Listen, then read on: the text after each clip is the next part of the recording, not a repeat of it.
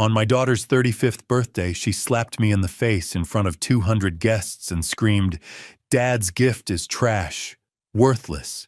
Then she pushed me toward the door as if I were a stranger. I said nothing. I simply left the place I used to call home.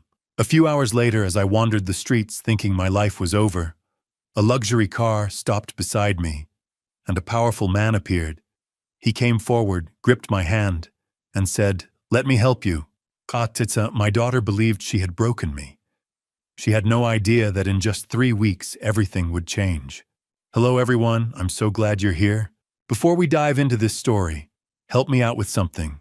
Drop a comment below and let me know where you found this video, YouTube homepage search. Or did a friend recommend it? Every comment helps me understand you better. Also, a heads up.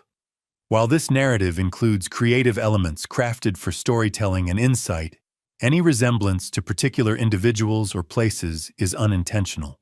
What matters most is the message you'll take away. The valet attendant looked at my 2008 Camry the way you'd look at a stray dog at a country club. Behind me, Mercedes sedans, BMWs, and Teslas waited in the circular driveway of my daughter's Paradise Valley mansion. I handed him the keys and tried not to notice his expression shift from polite professionalism to pity. I clutched the gift box tighter. Lavender wrapping paper, the color my late wife loved, with a white satin ribbon I'd tied myself that morning after 3 attempts. My hands had been shaking. She'll love it, I told myself. I saved for 6 months. The mansion rose before me like something from a magazine.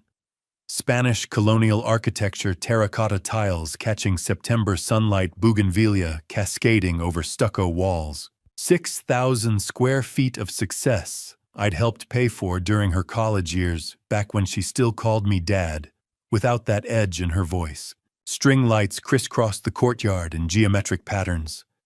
A 3-tiered fountain burbled in the center, surrounded by cocktail tables draped in cream linen. Beyond the crowd, Camelback Mountain rose against a pink and gold sky. 200 guests in designer clothes held champagne flutes, laughing at jokes I couldn't hear. I spotted her immediately. Andrea stood near the entrance, greeting arrivals with practiced charm. 35 years old and already a VP of marketing.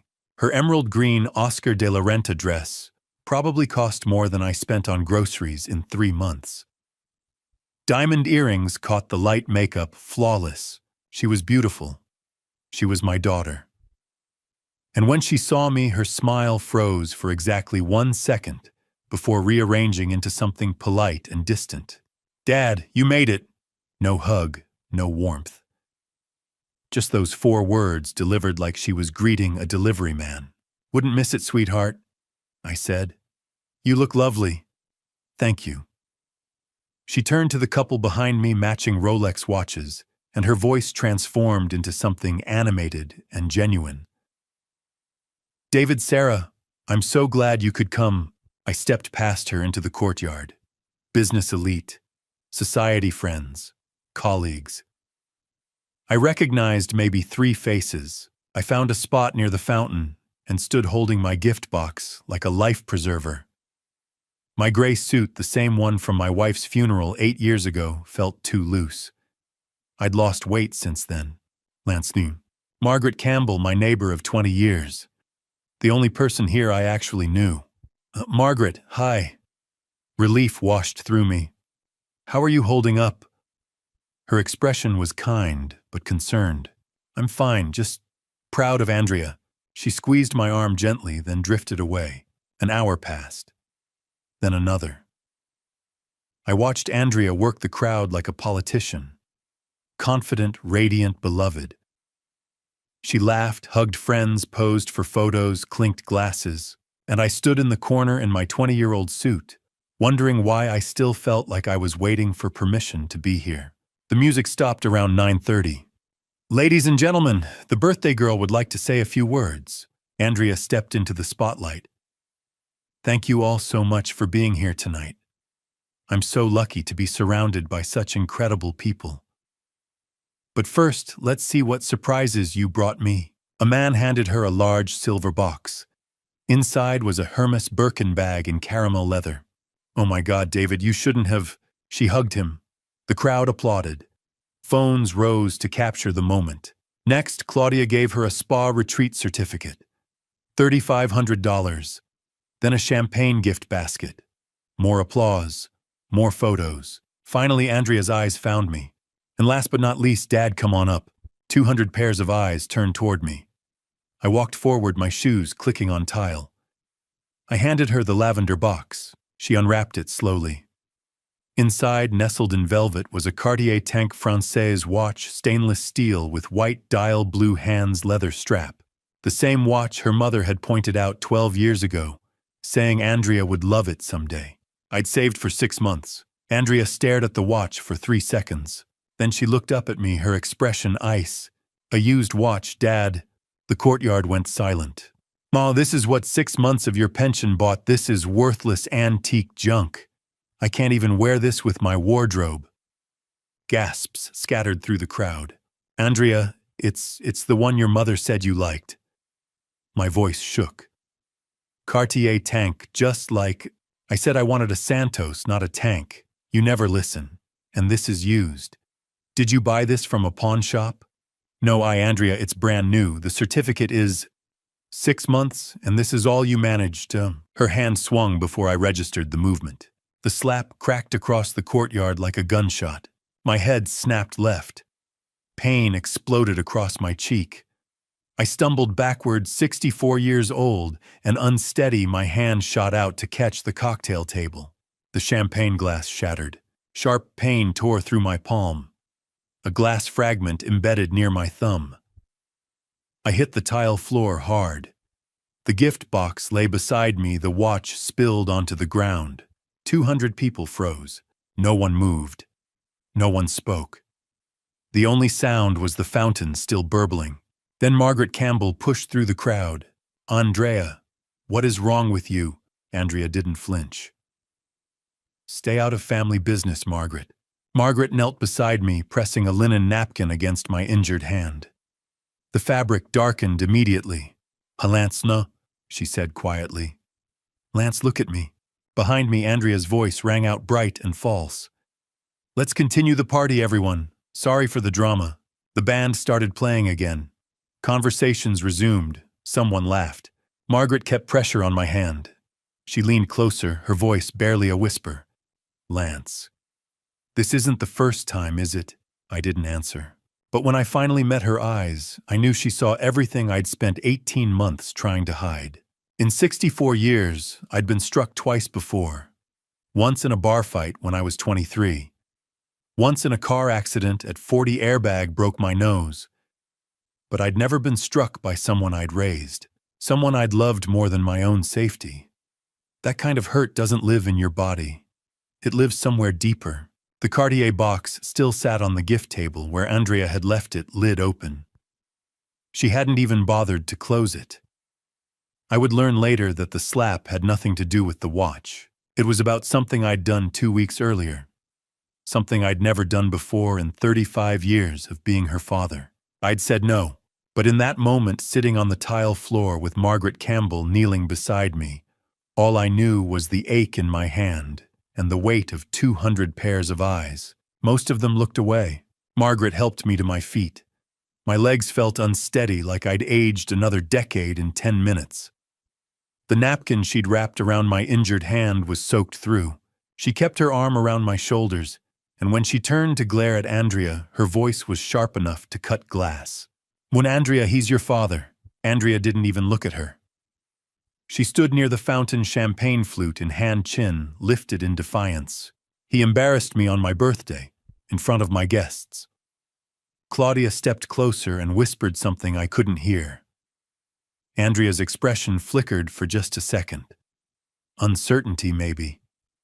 But then she shook her head and turned back to the crowd. Let's continue the party, everyone. Sorry for the drama. The word drama landed like an insult, as if I was the one who'd caused a scene. 3 couples near the courtyard exit exchanged glances. I watched them set down their drinks and slip away without saying goodbye. No confrontation, no questions. Just a quiet retreat into the night. The rest stayed. 6 or 7 business associates shifted uncomfortably, but didn't move. I understood why. Andrea was a VP. She had connections influenced the kind of power that could make or break a career. A group from the church Andrea used to attend stood clustered near the bar whispering. Shocked, maybe. Disturbed, but not disturbed enough to intervene. The rest, 180 people give or take, just stood there, frozen, waiting for someone else to act first. No one did. The DJ signaled to the band. Music started again, hesitant at first, then louder. Waitstaff resumed circulating with trays. The party moved forward like I'd never been there at all. Margaret's grip on my arm tightened. Come on, let's get you out of here. She guided me through the crowd toward the parking area. People parted to let us pass, but no one met my eyes. I heard someone's phone buzz, a text message being sent. I imagined the words, "You won't believe what just happened at Andrea's party." By the time we reached the valet stand, my hand was throbbing with each heartbeat.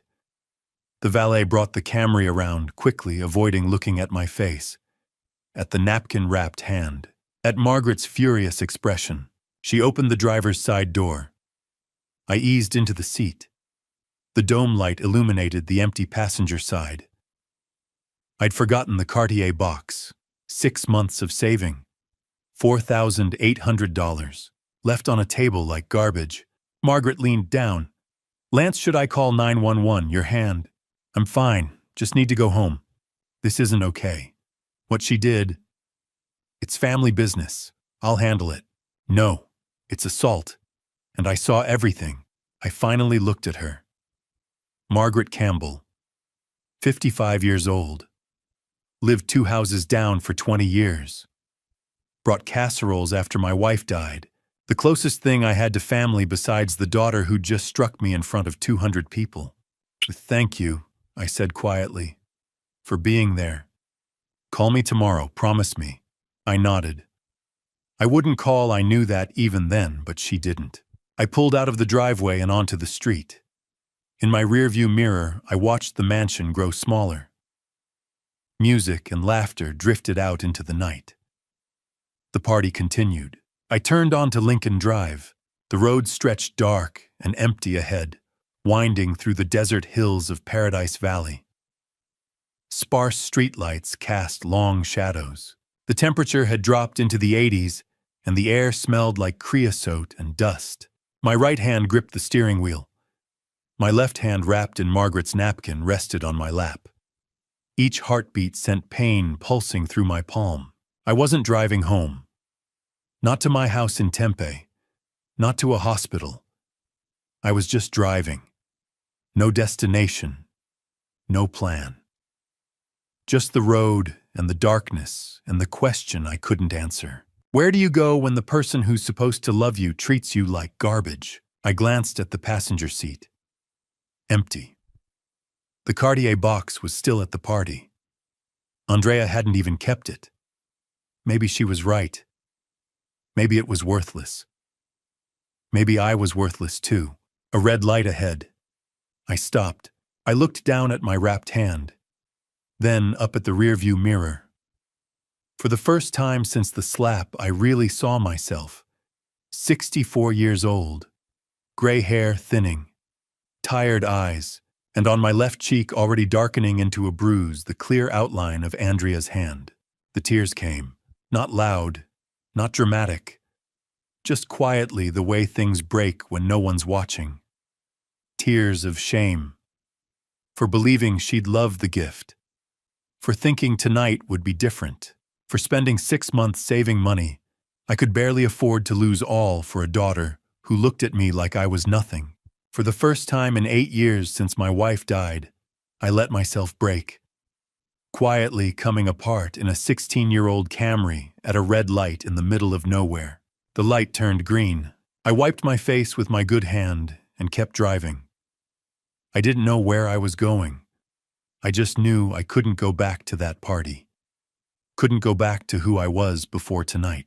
Couldn't pretend anymore that things were okay between us. She really doesn't love me. The thought settled into my chest like a stone. I was still driving, injured, hand-aching face wet with tears I'd held back for 8 years when I noticed the headlights in my rearview mirror. A car. Large. Dark. Expensive. Keeping pace with me. At first, I thought nothing of it. Lincoln Drive wasn't empty. But then it pulled closer. Closer. Until I could see the gleam of chrome in my rearview mirror, the unmistakable silhouette of a luxury vehicle, a Rolls-Royce, following me, and I felt something shift from shame to fear. My first thought was carjacking. You hear about it on the news, someone follows you from a nice neighborhood, waits until you're alone, takes everything. My second thought was darker. I didn't care anymore. If someone wanted my 16-year-old Camry and the $43 in my wallet, they were welcome to it. Chase Harrington was supposed to be in London. Andrea had told me 3 weeks ago, business deal, big client, wouldn't be back until next month. But here he was, pulling a $250,000 car alongside mine on a dark Arizona road. The Rolls-Royce accelerated past me, then pulled into a gravel turnout ahead, one of those hiking trailhead parking areas that emptied after sunset.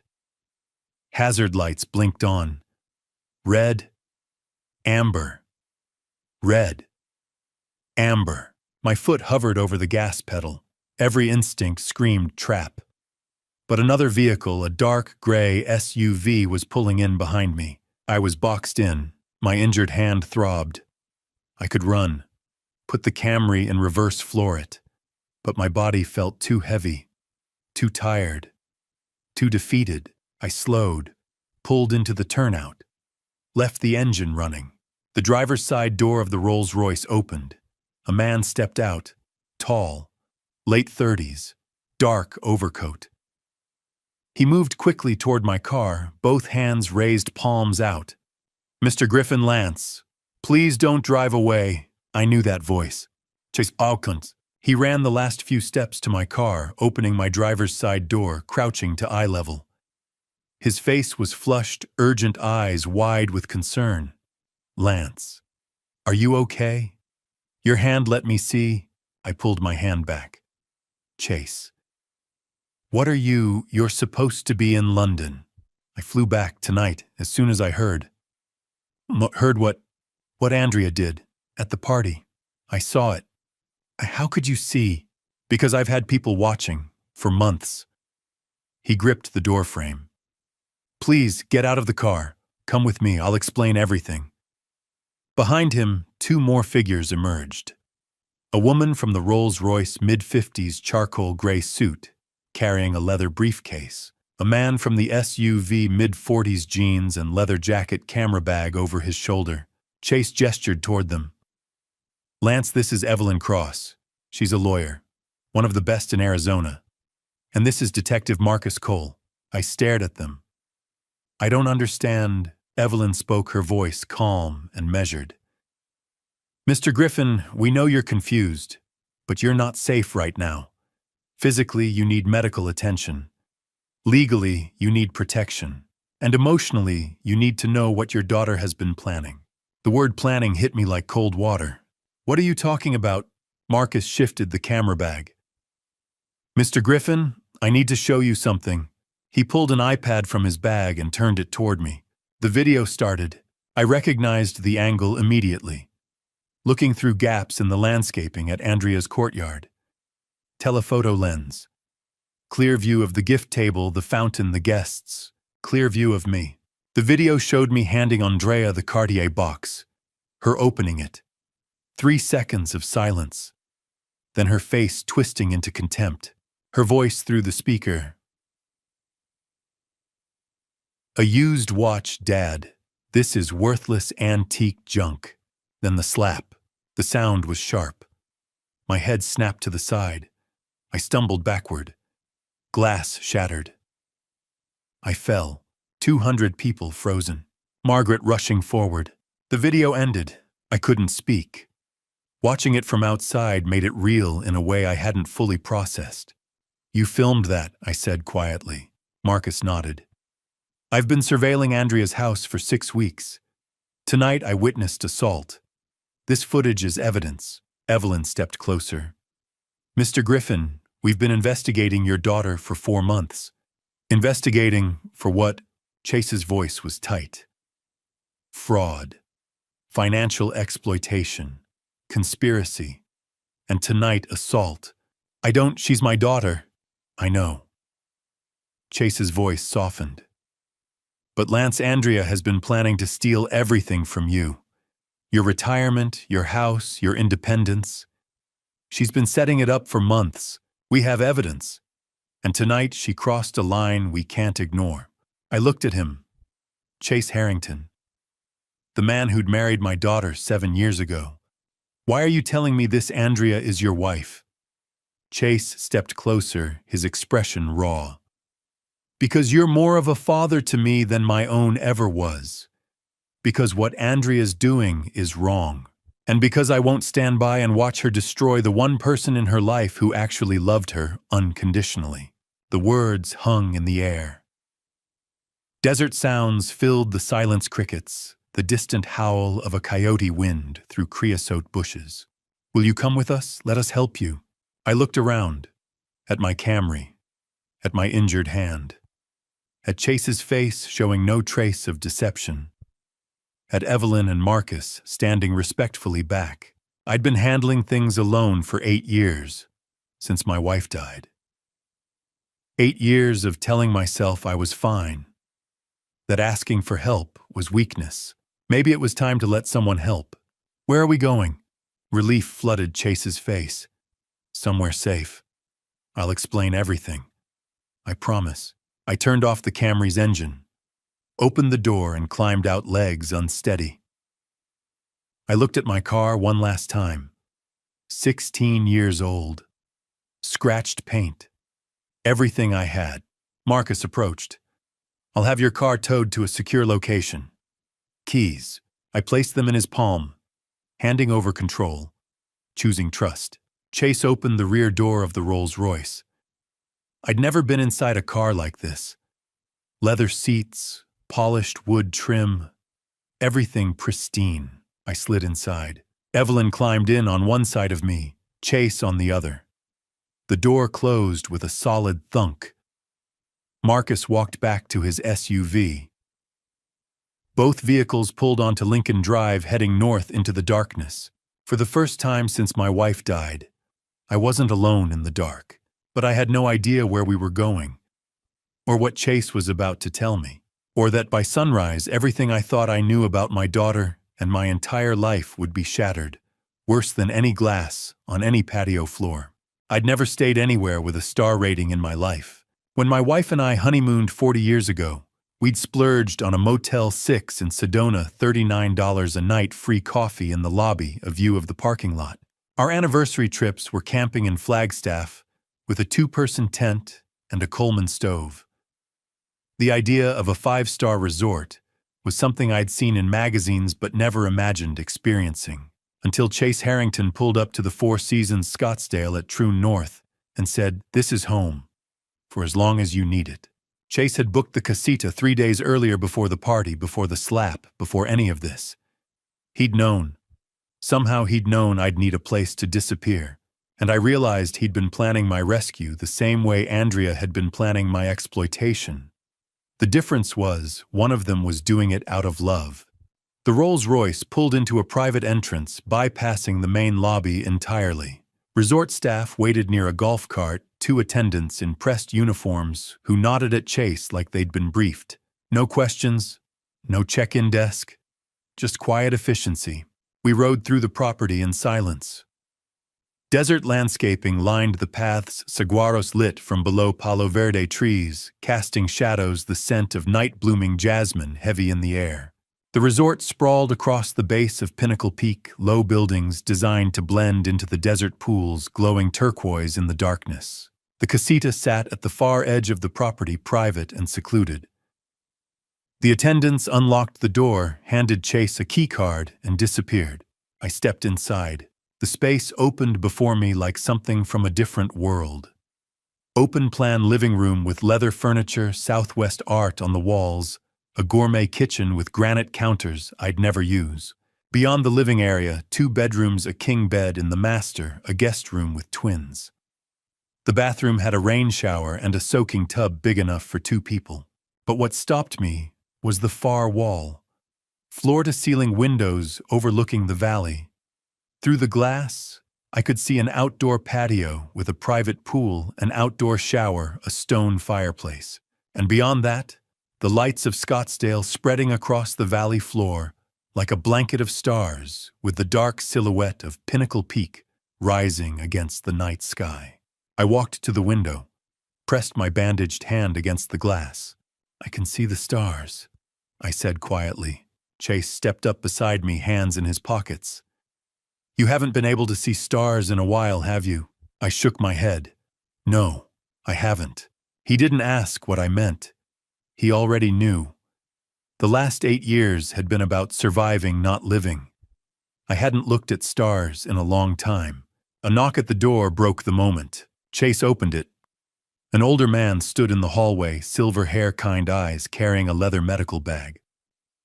"Lance, this is Dr. Alan Brooks," Chase said. "He's going to look at your hand." I blinked. "You arranged a doctor at midnight." "I arranged everything." Dr. Brooks extended his free hand. His grip was gentle. "Mr. Griffin, I'm sorry we're meeting under these circumstances. Let's see what we're dealing with." He gestured toward the dining table. I sat. He pulled out a chair beside me and carefully unwrapped the linen napkin Margaret had tied around my palm. The fabric stuck to the wound. I winced. Dr. Brooks examined the cut, turning my hand gently. "Glass laceration, about 1 inch long. Not too deep, but it needs stitches. You're lucky another 1/4 inch, and we'd be talking about nerve damage." Lucky. The word felt strange. He cleaned the wound with antiseptic that stung worse than the original cut. Then came the local anesthetic, a needle, a pinch, a spreading numbness. 5 stitches, small and precise. Dr. Brooks worked in silence, his movements economical and sure.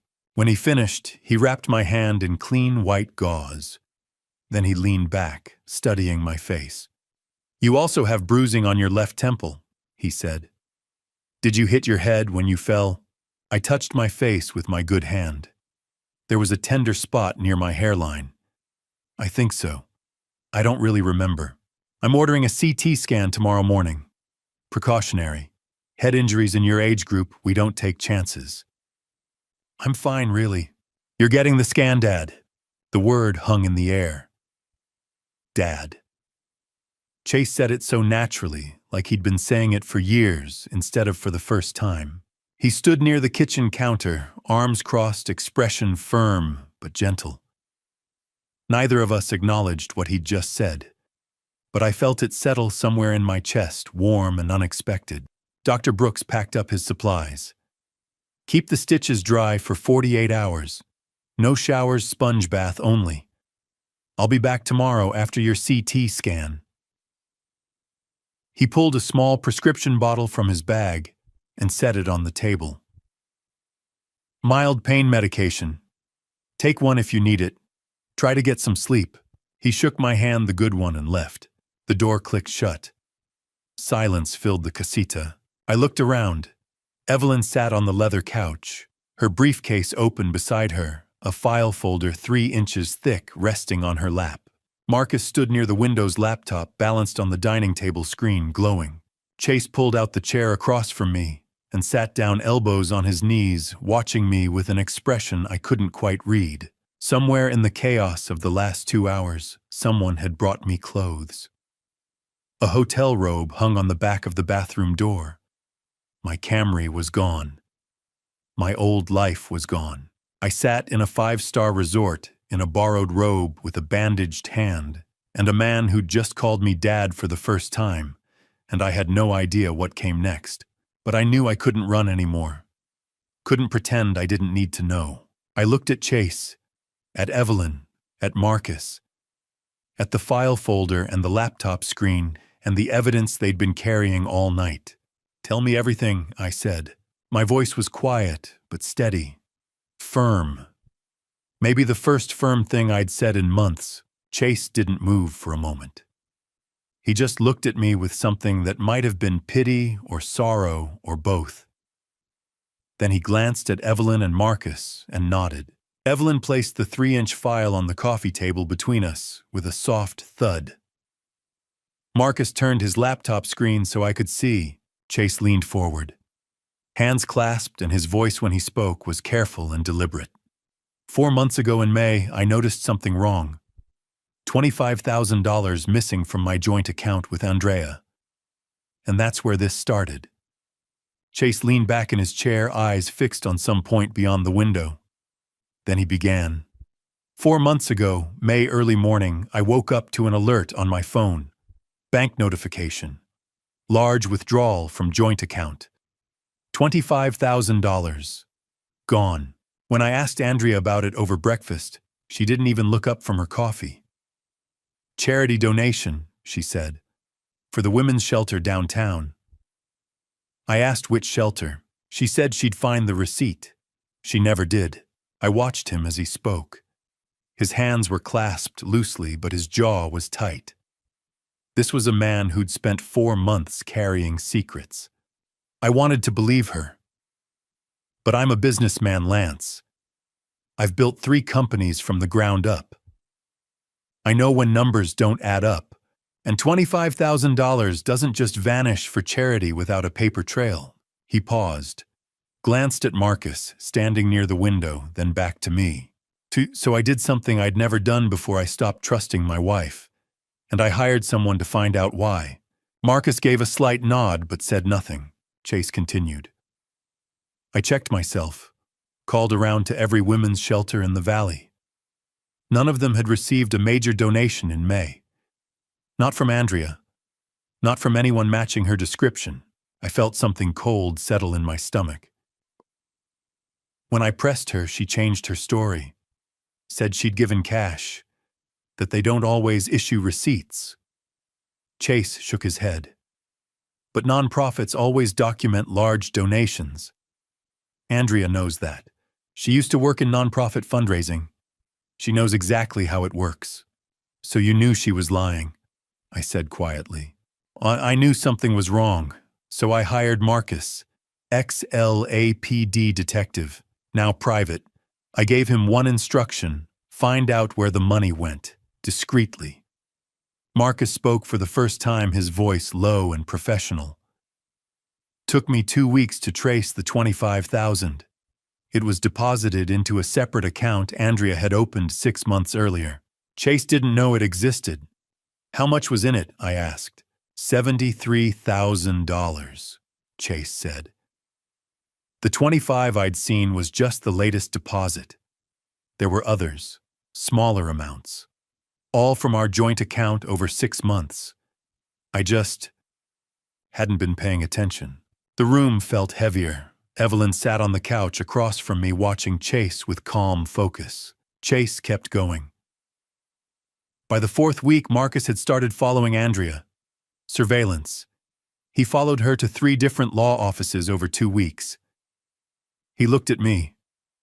Elder law, conservatorship, guardianship cases. My mouth went dry. Andrea was meeting with lawyers about how to declare someone legally incompetent, how to take control of their finances, their healthcare decisions, their entire life. Marcus stepped away from the window. By the 5th week, I found the psychiatric appointments. Dr. Patricia Morales, 4 visits in June. Andrea was requesting evaluations for a family member, medical records requests, competency assessments. She was building a case. Evelyn said, her voice calm and factual. To have you declared mentally incompetent. It's a legal process. She needed documentation, a doctor's statement, proof that you couldn't manage your own affairs. I thought about the conversations Andrea and I had over the past few months. Her questions. Do you remember what day it is? No. Did you take your pills this morning? You seem confused lately. Little comments, subtle, planting seeds. Chase saw the recognition on my face. By the 6th week, Marcus had connected the dots. Conservatorship lawyers, plus psychiatric evaluations, plus a secret bank account. It's a pattern. Her father, I whispered. Me. Chase confirmed. Silence filled the casita.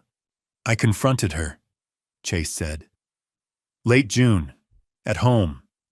I asked her straight out, the $25,000. It didn't go to charity, did it? He looked at me, and I saw the weight of that conversation still sitting on him. She was caught off guard, said she'd needed it for something else. I told her I knew about the separate account. I watched her face change. She got angry, asked if I'd hired someone to spy on her. He paused. Then I asked her why she had a secret account. What did she say? She pivoted. Said it was for you. That you weren't doing well. That you were forgetting things, getting confused. That she'd been worried and didn't know how to tell me. I felt the lie like a slap. I asked her why she was meeting with conservatorship lawyers. Why she hadn't talked to me first. Chase's voice hardened. She got defensive. Said I was spying on her.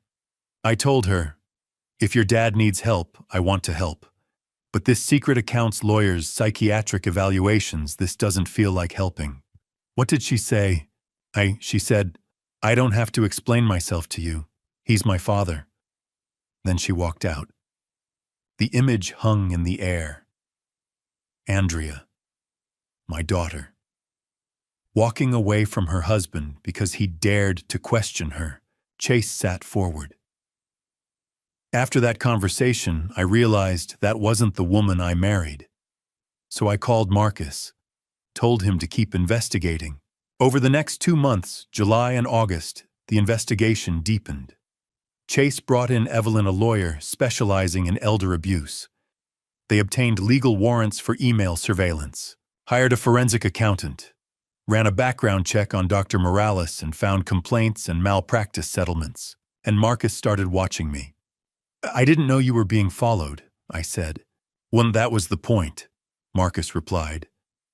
Chase wanted to verify Andrea's claims. If you really had dementia, maybe her actions made sense. But you didn't find that. No.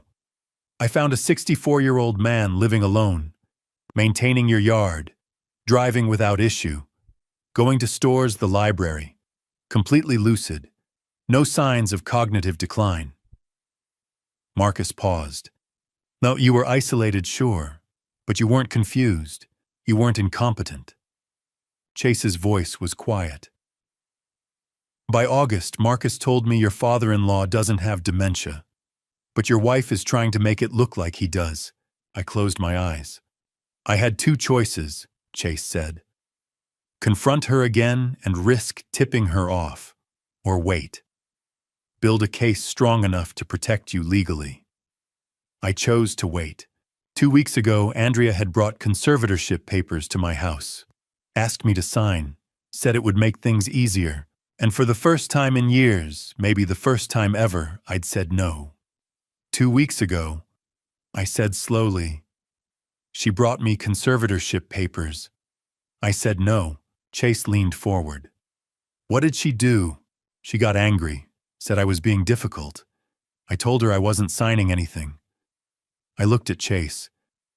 She left, didn't speak to me for a week. Then she invited me to the party. She hit you tonight. Chase said, not because of the watch. She hit you because you said no. Because for the first time, you wouldn't give her control. The truth of it settled over me like a heavy blanket. What else did you find? I asked. Marcus crossed the room, opened his laptop, and turned the screen toward me. Everything, he said. Marcus turned his laptop toward me. The screen showed a spreadsheet, rows of numbers, columns of dates, categories highlighted in yellow and red. At the top, in bold, Andrea Griffin Financial Analysis, prepared by David Reeves, CPA. And underneath, discrepancies identified $253,400. I didn't understand what I was looking at. Not yet.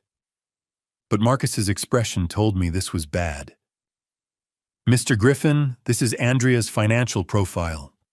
David Reeves, a forensic accountant I hired in July, built this from credit reports, bank statements, and public records. What you're seeing is the reason your daughter has been planning fraud for the past 4 months. He clicked to the first tab, Income and Spending. Andrea's base salary as VP of Marketing is $185,000 a year. But look at her annual spending. He pointed to a column on the right, $280,000 a year. I stared at the numbers. How is she spending more than she makes? That's the question we asked. Marcus clicked to the next screen. Credit cards. Personal. 4 accounts, all in Andrea's name alone. American Express, $24,000 balance. Visa, $18,500 balance. MasterCard, $16,200 balance. Store cards, $14,800 balance. Total $73,500. Chase, sitting beside me, spoke quietly. I didn't know about these. Marcus nodded. She opened them using a separate mailing address. Statements went to a P.O. box in Scottsdale. I looked at Chase. She hid this from you for how long? At least 2 years, Chase said. His voice was flat, tired. Maybe longer. Marcus clicked again. But the credit cards aren't the main problem. This is. The screen shifted. Cryptocurrency trading, 2022. I saw a logo I vaguely recognized, Coinbase, an account in Andrea's name, and a timeline that made my stomach drop. January 2022. Deposited $180,000. Where did she get that money? I asked. Cash advances from the credit cards, plus withdrawals from joint savings accounts with Chase. She moved it all into cryptocurrency. February through April 2022 invested in Luna Classic token. May 12, 2022. Portfolio value $127. Total loss $179,873. I stared at the screen. She lost almost $200,000. AITA in 3 months, Marcus said. On a speculative cryptocurrency that crashed during the Terra Luna scandal. Biggest crypto collapse in history at that point. Chase's voice was bitter. I didn't find out until I hired Marcus. Marcus leaned back. So by May 2022, Andrea was in serious financial trouble. She'd lost $180,000 in crypto. She'd accumulated $73,000 in credit card debt. And she was spending $95,000 more than she earned every year. Added up, and she was in a hole of approximately $253,000. The number stared back at me. $253,400. What did she do? I asked. She started looking for a way out. Marcus's eyes met mine. And that's when she started looking at you. He clicked to a new tab. Lance Griffin Asset Summary. My name at the top. My entire financial life laid out in rows and columns. 401k retirement account, $340,000. Primary residence Tempe, AZ paid off $280,000. Monthly pension $2,800. Monthly Social Security $1,900. Total assets $620,000. Total monthly income, $4,700. I felt my throat tighten. You know how much I have? Marcus's expression didn't change. Public records for the house? Pension and Social Security are standard for your career? Retirement account is an estimate? I'm a detective, Mr. Griffin. This is what I do. He paused. And Andrea had access to some of this information. She knew you had savings. She knew you owned your house outright. To someone drowning in debt, you looked like a life raft. Evelyn spoke, her voice calm and precise. Andrea's plan was straightforward. Obtain conservatorship over you. Once she has legal authority, she can sell your house $280,000. Withdraw from your 401k $340,000. Control your pension and Social Security $4,700 a month. She could access over $620,000 almost immediately. That would erase her debts, cover the crypto losses, and fund her lifestyle for years. I looked at the numbers. $620,000. My entire life. 40 years of work. Reduced to a target. But if she needed money, I said slowly, I would have given it to her. She's my daughter. If she just asked.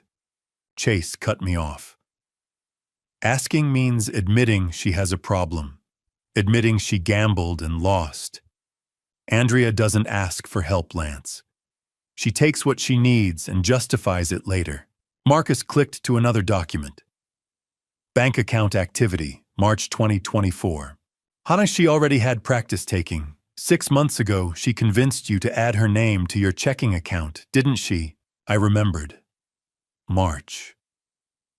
Andrea had come to my house, said it would be easier if she could help with bills in case of an emergency. Yes, I said. She said it was in case I needed help. Marcus scrolled through transactions. Over the next 8 weeks, she withdrew $40,400 from that account. ATM withdrawals. Checks made out to cash. Wire transfers to her Coinbase account. The withdrawals were highlighted on the screen. April 3rd. April 10th. May 5th. I asked her about it, I said. She said I'd spent it on home repairs. On the roof. She said I'd forgotten. Chase's jaw tightened. You didn't forget. She stole it. And then she made you think you were losing your mind. The weight of it settled over me. Heavier than anything I'd felt tonight. She'd made me doubt my own sanity. Evelyn leaned forward. The bank account was a test, Mr. Griffin. Andrea took $40,000, and you questioned it. She realized she couldn't simply take everything you'd notice, so she needed legal authority. A conservatorship gives her that authority. I thought about 2 weeks ago. Andrea sitting at my kitchen table with a stack of papers. Conservatorship petition. A pen in her hand. Just sign here, Dad. It'll make things easier. If I'd signed those papers, I said quietly, I'd have given her permission to take it all. You would have given her legal immunity, Evelyn said. Marcus closed one window. But you didn't sign. You said no. And that's when Andrea started to panic. That's when she decided to humiliate me, I said. At the party, in front of 200 people, Chase shook his head. Or she was punishing you for daring to set a boundary. I sat back. It was past midnight. I looked at the numbers on Marcus's screen one more time. $620,000. And I thought about Andrea tonight. Emerald green dress, diamond earrings, champagne glass raised. She wasn't celebrating her birthday. She was celebrating what she thought she was about to take from me. I wasn't her father, I said quietly. I was a solution to a problem. Chase's voice was gentle. I'm sorry, Lance. I didn't respond. I just stared at the screen and felt something shift inside me. Anger. Cold, quiet, growing. The next document Marcus pulled up wasn't a spreadsheet. It was an email. The subject line read, Dad's Evaluation. Sender Andrea Griffin. Recipient Dr. Patricia Morales. Date June 15, 2024. And the moment I started reading, I felt something inside me go cold. Not angry cold, but the kind of cold you feel when you realize someone you love has been planning your destruction with the same care most people plan a vacation. I'd never heard the name Patricia Morales before that night, but apparently she'd written a 9-page psychiatric evaluation declaring me mentally incompetent, citing tests I'd never taken, behaviors I'd never exhibited, and a diagnosis that would have stripped away my legal rights. All for $15,000. Marcus turned the laptop so I could see the screen clearly. These emails came from Andrea's personal account. We obtained them through a legal subpoena after Evelyn brought her in as co-counsel in July. The first email was dated June 15th. Andrea wrote to someone named Trish, saying she hoped the recipient was well and needed help with something sensitive. She explained that her dad, Lance Griffin, 64, had been showing signs of memory loss and confusion lately. She said she was really worried about me living alone and asked if this Trish could do a psychiatric evaluation. She just wanted to make sure I was okay and see if I needed more support. "Who is this person?" I asked. "Patricia Morales." Marcus didn't look away from the screen. "Psychiatrist. Licensed in Arizona. Went to medical school with Andrea at the University of Arizona. They were roommates sophomore year. Hadn't been in touch much since graduation, but Andrea reached out in June." I stared at the email. It looked so normal. Concerned daughter. Worried about aging father. "Keep reading," Marcus said. He clicked to the next email. The reply came a week later, June 22nd. Dr. Morales wrote that she'd seen my father that morning at her office in Tempe. They'd spent about 90 minutes together. Cognitive tests, memory exercises, general conversation. She had to be honest. He seemed completely sharp. Scored in the normal range on all assessments. Memory was good, reasoning intact. No red flags for dementia or cognitive impairment. If anything, he seemed a bit lonely and stressed, but that wasn't a medical diagnosis. She said she knew Andrea was worried, but from what she observed, I didn't have dementia. Maybe I was just getting older and forgetting minor things. We all do that. I looked up from the screen. I never went to her office. I've never met this woman in my life. Marcus nodded. "We know. She made up the evaluation. Wrote it like it happened so she'd have documentation. That email was her covering herself so later she could say, 'I told Andrea he was fine,' but she knew what was coming next." Chase leaned forward. Andrea wasn't going to take no for an answer. Marcus clicked to the next email. It was sent 3 days later, at 11:47 at night. Andrea's tone had changed completely. She wrote that she needed this diagnosis. Dr. Morales didn't understand this wasn't just about worry. She needed documentation that I had diminished capacity. She needed it in writing. Then Andrea brought up something from their past. She reminded Patricia about sophomore year of pharmacology final, when Patricia had cheated off another student's paper, and Andrea had covered for her when a professor questioned the identical answers. Andrea had kept that secret then. Patricia owed her now. Andrea said she wasn't asking for something crazy, just an evaluation that said what she needed it to say. Early stage dementia, diminished capacity, needs supervision. That's it. She'd make it worth Patricia's while. $15,000. Cash or wire, her choice. She told Patricia to think about it, but not to take too long. Silence filled the casita. I read the words again, then a third time. When she threatened her, I said quietly. With something from 15 years ago, Evelyn spoke from the couch. Blackmail combined with bribery, both of which are felonies under Arizona law. Chase's voice was bitter. Andrea doesn't ask for what she needs. She finds leverage, and if there's no leverage, she makes it. Marcus scrolled to the final email in the chain dated June 28th. Dr. Morales' response was brief. She agreed. She'd write the assessment. But if this ever came back on her, if anyone questioned this, they never had this conversation. Understood. She told Andrea to send the money to her personal account, and once it cleared, she'd have the report ready in a week. This was the last time she'd do anything like this for Andrea. Marcus leaned back. She agreed. For money. Because Andrea had leverage and because Dr. Morales was desperate. He pulled up a bank statement. Transfer details showed $15,000 moving from Andrea Griffin's personal checking account to Patricia Morales' personal checking account on July 2nd. The memo line read, "Consulting services." And Andrea withdrew this from the secret account, Marcus said. She paid Dr. Morales $15,000 to commit fraud. I felt sick. Marcus clicked to the next document.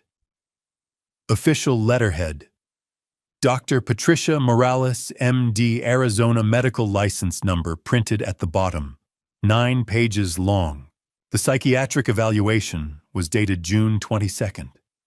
It listed me as the patient. Marcus scrolled through it, slowly reading excerpts aloud.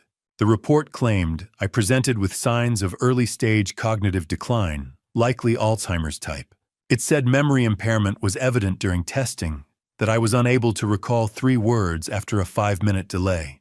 It claimed I exhibited confusion regarding recent events and demonstrated poor judgment in financial matters. The conclusion stated my decision-making capacity was significantly diminished. The recommendation legal conservatorship warranted to protect patient from self-harm and financial exploitation. I stood. I couldn't sit anymore. I walked to the window and looked out at the dark desert. I never took those tests, I said. My voice came out shaking. None of that happened. We know, Marcus said. I turned around. She didn't just try to steal my money. She tried to steal my mind. 12 years ago, my brother Hank and I stood in a lawyer's office reading our parents' will and said things brothers should never say to each other. Words about fairness and favoritism and money and love all tangled together until neither of us could remember what we were really fighting about. We stopped speaking that day, stopped calling on birthdays, stopped sending Christmas cards, stopped existing in each other's lives. And 3 months ago, Andrea reached into that 12-year silence and weaponized it against me. The thing about estrangement is that it creates a vacuum. And Andrea understood vacuums. She understood that when you haven't talked to someone in over a decade, you don't have a baseline for understanding anymore. You only know what someone tells you. And Andrea told Hank exactly what she needed him to believe. Marcus pulled up a new screen on his laptop. Text messages this time. 3 months ago, your daughter contacted your brother. I hadn't heard Hank's name in years. Now here he was, pulled into Andrea's conspiracy like everyone else. Our parents died 12 years ago, I said quietly. 6 months apart. The will left me 60% of the estate, about $180,000. Hank got 40%, $120,000. He was furious. Said I'd manipulated them. Had you Chase asked, I'd helped them during their final years. Paid medical bills. Helped with the mortgage. Took unpaid leave to care for them. I didn't do it for money. I did it because they needed help. But Hank saw it differently, Marcus said. Hank saw favoritism. We fought in that lawyer's office, said terrible things, and when we walked out, we never spoke again. 12 years of silence. Marcus turned the laptop toward me. Until Andrea broke that silence, the screen showed a text thread. Andrea had reached out to Hank in late July saying she was worried about me. She told him I'd been having memory problems, forgetting appointments, getting confused about dates. She claimed that last week I'd left the stove on and almost started a fire. She'd walked in, and the kitchen was full of smoke. I didn't even realize. I felt my stomach drop. None of that happened. There was no fire, no smoke. Marcus nodded. We checked. No fire department calls to your address. No smoke damage. Your stove is electric, much harder to accidentally cause a fire. She made it up, the messages continued. Andrea told Hank she'd taken me to a psychiatrist who diagnosed early-stage dementia, probably Alzheimer's.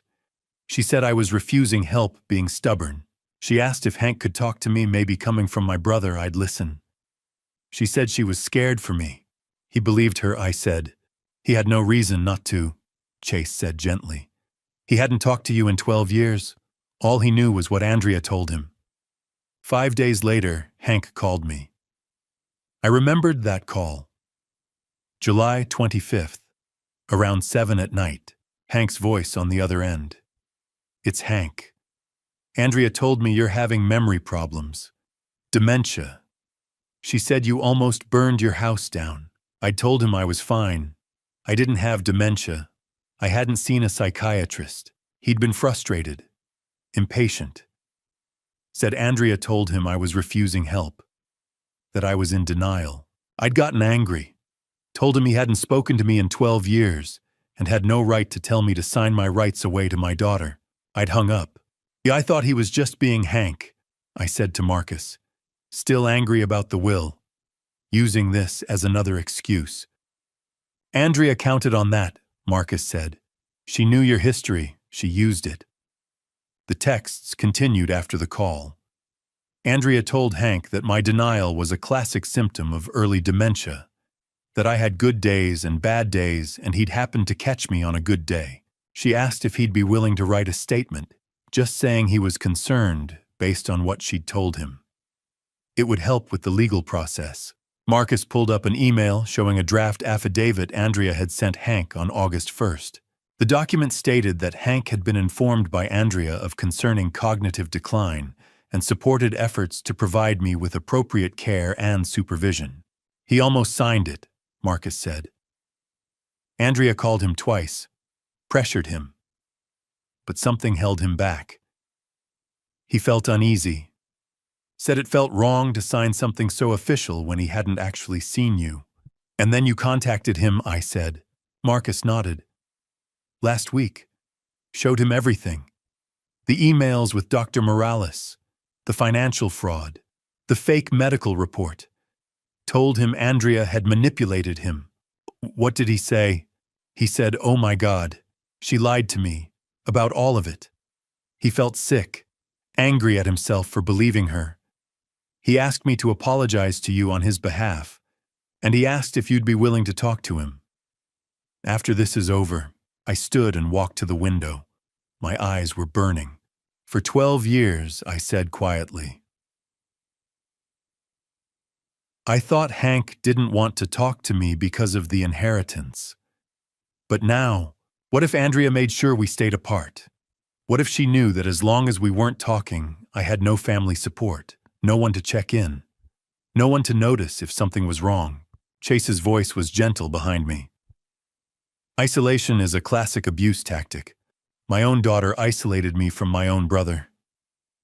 I turned around. Will Hank really testify? Marcus didn't hesitate. He signed an affidavit yesterday. States that Andrea contacted him under false pretenses, lied about your health, attempted to manipulate him into supporting a fraudulent conservatorship. He's willing to testify in court. I sat back down. My voice cracked slightly when I spoke. Tell him yes. Tell him I'll talk to him. When this is over. Marcus nodded. Then he closed the text thread and looked at me with something like sympathy. Mr. Griffin, there's one more thing you need to know. Something Andrea did 6 months ago. Something she spent months making you believe was your fault. He pulled up new screens, bank statements, withdrawal records, dates in March, and I felt the room tilt because I knew what he was about to show me. March, 6 months before the birthday party, 6 months before the slap. Andrea came to my house on a Sunday afternoon with 2 bags of groceries from Whole Foods and a box of Sprinkles cupcakes, the red velvet kind my wife used to make from scratch. She smiled when I opened the door, kissed my cheek, said, "I miss spending time with you, Dad." And I believed her. Because I wanted to believe her. Because she was all I had left. For 6 months after that Sunday, I lived in a fog of terror that had no name. I started keeping a blue spiral notebook by my bed, writing down everything I did, every conversation, every phone call, every dollar I spent. I checked it obsessively 3 times a day, 4 times a day, convinced I was losing my mind. Convinced that the creeping darkness my wife had feared in her final months was finally coming for me too. But I wasn't losing my mind. I was being erased, methodically, deliberately, by my own daughter. Marcus closed the text thread on his laptop and opened a new file. The screen filled with rows of transactions, dates, amounts, descriptions, all highlighted in yellow. He turned the laptop toward me. "This is your Chase checking account, Lance. March through May 2024. I leaned forward. The balance at the top read $87,400. By the bottom, it had dropped to $47,000. $40,000, I whispered. $40,400, Marcus corrected. Gone in 8 weeks. I remembered that Sunday in March. Andrea had unpacked the groceries in my kitchen, arranged the cupcakes on a plate, poured us both coffee, and sat across from me at the table where I'd eaten breakfast alone for 8 years. She'd said she'd been thinking, what if something happened to me? What if I had an emergency, and she couldn't help because she didn't have access to my accounts? She said she wasn't trying to control anything. She just wanted to be able to help, in case of emergencies. 2 days later, we sat in a Chase Bank branch in Scottsdale. The banker had walked us through the paperwork, explaining that as a joint owner, Andrea would have full access to withdraw, transfer, or close the account. Andrea had squeezed my hand. "It's just for emergencies, Dad." I'd signed. The first withdrawal happened a week later. $4,800 from an ATM in Scottsdale. Then $6,200 on a check. Then $5,500 wired to Coinbase. By the 5th week, I'd started checking my balance compulsively, watching it drop. That's when I called her. I'd told her I thought something was wrong with my account. There was money missing. A lot of money. $40,000. She'd sounded confused at first. Then her voice had changed, still sweet, but with an edge of concern. She'd said we talked about this. Remember the roof repair and the plumbing issue? I'd asked what roof repair. Her tone had shifted to something patient, almost pitying. She'd reminded me that the contractor came in April. I'd signed the contract. We'd walked through the estimate together. I'd gripped the phone, my mind racing, searching for the memory. Had there been a contractor? Had I forgotten? She'd said it was okay. This was why we set up the joint account, remember? So she could handle things when I got confused. When you got confused. The words had hit me like a fist. I'd hung up and immediately driven to the house, inspected every corner of the roof, every pipe, every fixture. Everything was fine. Everything was exactly as it had been. But the doubt had already planted itself. What if I really had forgotten? What if this was how it started? The forgetting, the confusion, the slow unraveling. That night I'd started the journal. Now, sitting in the Four Seasons casita, I stared at Marcus's laptop screen. 8 weeks, 8 withdrawals, $40,400. There was no roof repair, Marcus said quietly. We pulled the county permit records. No work filed at your address in the last 3 years. We also contacted a home inspector. He went through your property last week. Everything's in good condition. No recent repairs of any kind. Chase leaned forward. Show him the text. Marcus scrolled to a new window. A text message thread between Andrea and Claudia dated May 28th. Andrea had written to Claudia that night, laughing about how her dad totally bought the roof story. Claudia had responded in disbelief, 40,000. And he believed you. Andrea had replied that I'd called her crying, thought I was losing my mind. She'd almost felt bad, she wrote, followed by laughing shorthand. Claudia had called her ice cold. Andrea had responded that it wasn't cold, it was strategic. The conservatorship hearing was in 6 weeks. By then I'd be so confused I'd sign anything.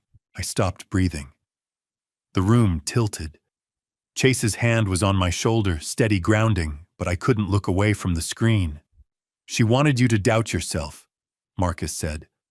That was the whole point.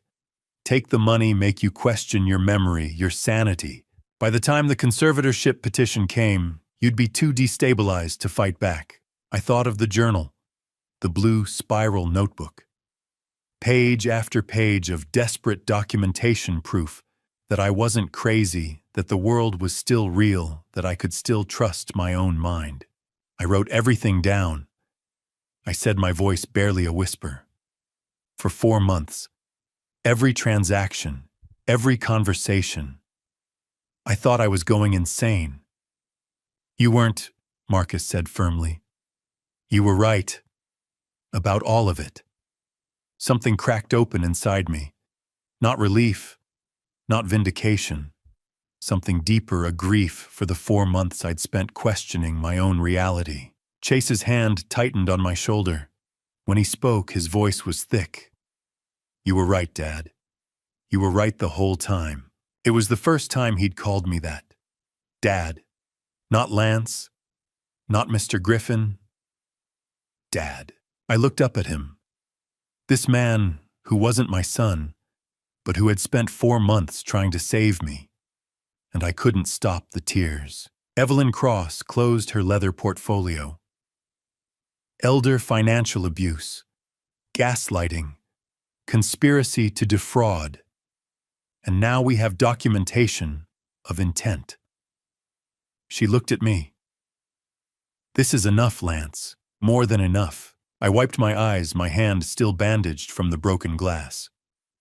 What happens now? Evelyn's expression was calm, certain, and for the first time since Andrea had struck me 6 hours ago, I felt something other than fear. Now, she said, we build justice. Over the next 3 days, Sunday through Tuesday, Chase, Evelyn, and Marcus built a case so airtight that even the best defense attorney in Arizona couldn't find a crack in it. They started by proving the one thing Andrea had spent months lying about, that I was perfectly, completely, undeniably sane. And they did it with a test I was terrified to take. The Mayo Clinic is one of the top hospitals in the country. If anyone could prove I wasn't losing my mind or confirm that I was, it would be them. And that's what scared me. Because for 4 months, Andrea had planted doubt so deep I wasn't sure anymore. What if the test showed something wrong? Sunday passed in a haze of rest and planning. Evelyn laid out the strategy over breakfast. First, we prove you're competent. Medical evaluation, top facility. Second, we gather witnesses. Third, we document everything Andrea did and create a timeline. Then we go to the authorities. How long will this take? I asked. We move fast, Evelyn said. Andrea doesn't know we're building a case. Surprise is our advantage. Monday morning, Chase drove me to the Mayo Clinic Arizona campus in Scottsdale. Inside, Dr. Helena Warren, chief of neurology, waited behind a polished desk. She was tall with gray hair cut in a professional bob, radiating decades of authority. Mr. Griffin, she said, shaking my hand firmly. I understand you've been told you have cognitive decline. We're going to test that thoroughly today. What if there is something wrong? My voice caught. Dr. Warren's expression softened. Then we'll know and we'll address it. But from what I've been told by Mr. Harrington's team, I don't expect to find impairment. Let's see. The assessment took 3 hours. Memory tests, she gave me 3 words to remember apple table penny, then asked me to recall them 5 minutes later. I repeated them perfectly. Spatial reasoning, copying geometric shapes, drawing a clock. Language tests, naming objects, repeating complex sentences. Executive function, problem-solving scenarios, pattern recognition. Attention counting backwards from 100 by 7s. I made no errors. When Dr. Warren reviewed the results, Chase sat beside me.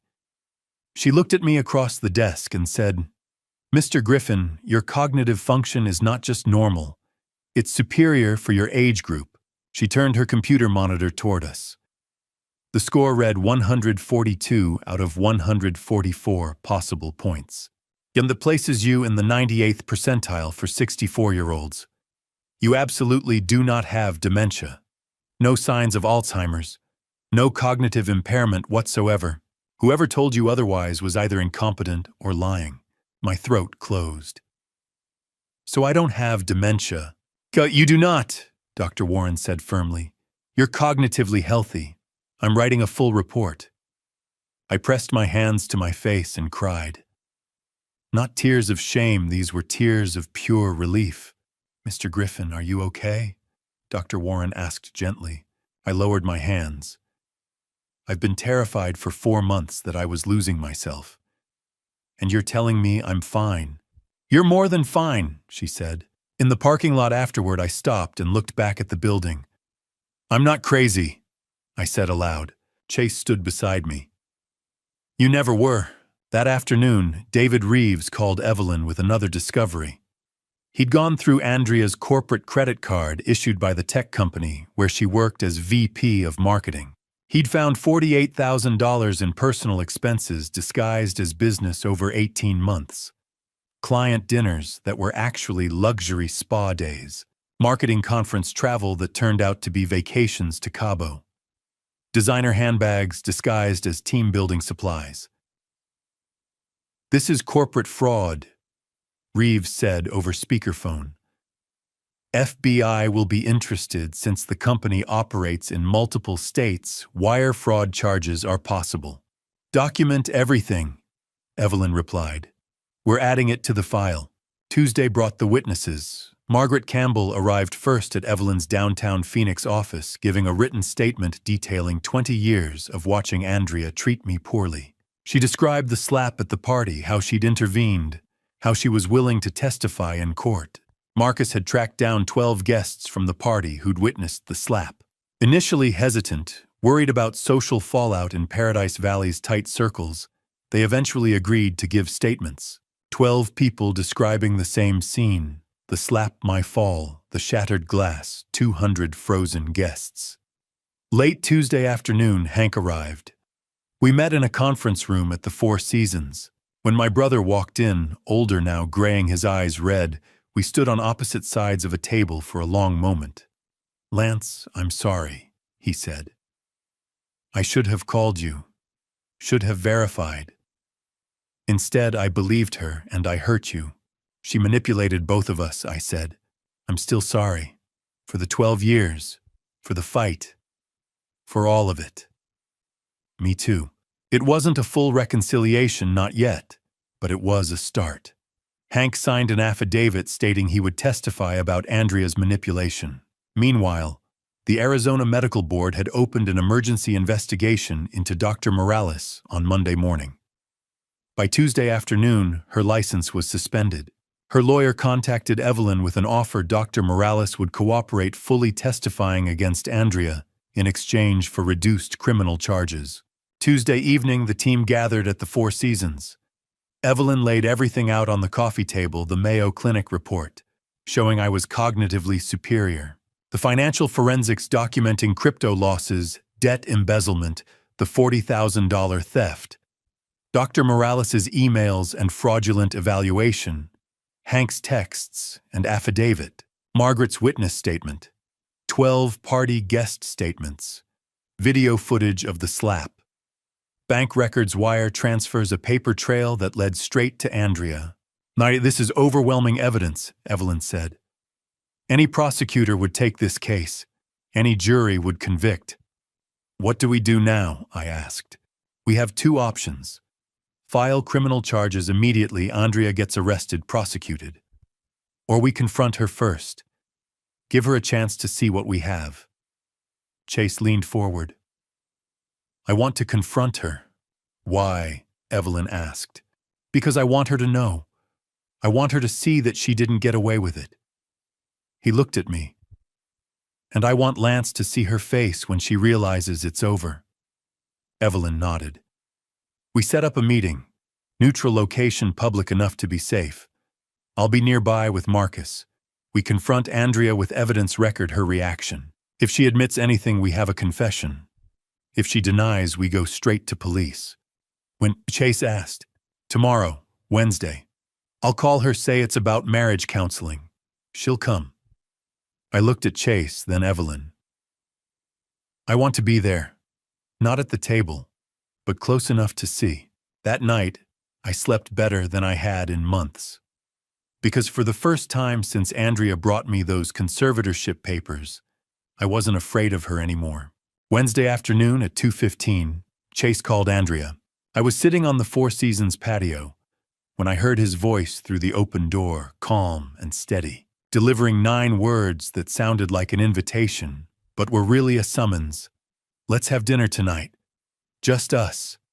We need to talk." And I watched him through the glass as he listened to her response, his face unreadable, and wondered if she had any idea what was waiting for her at Mastro's Ocean Club.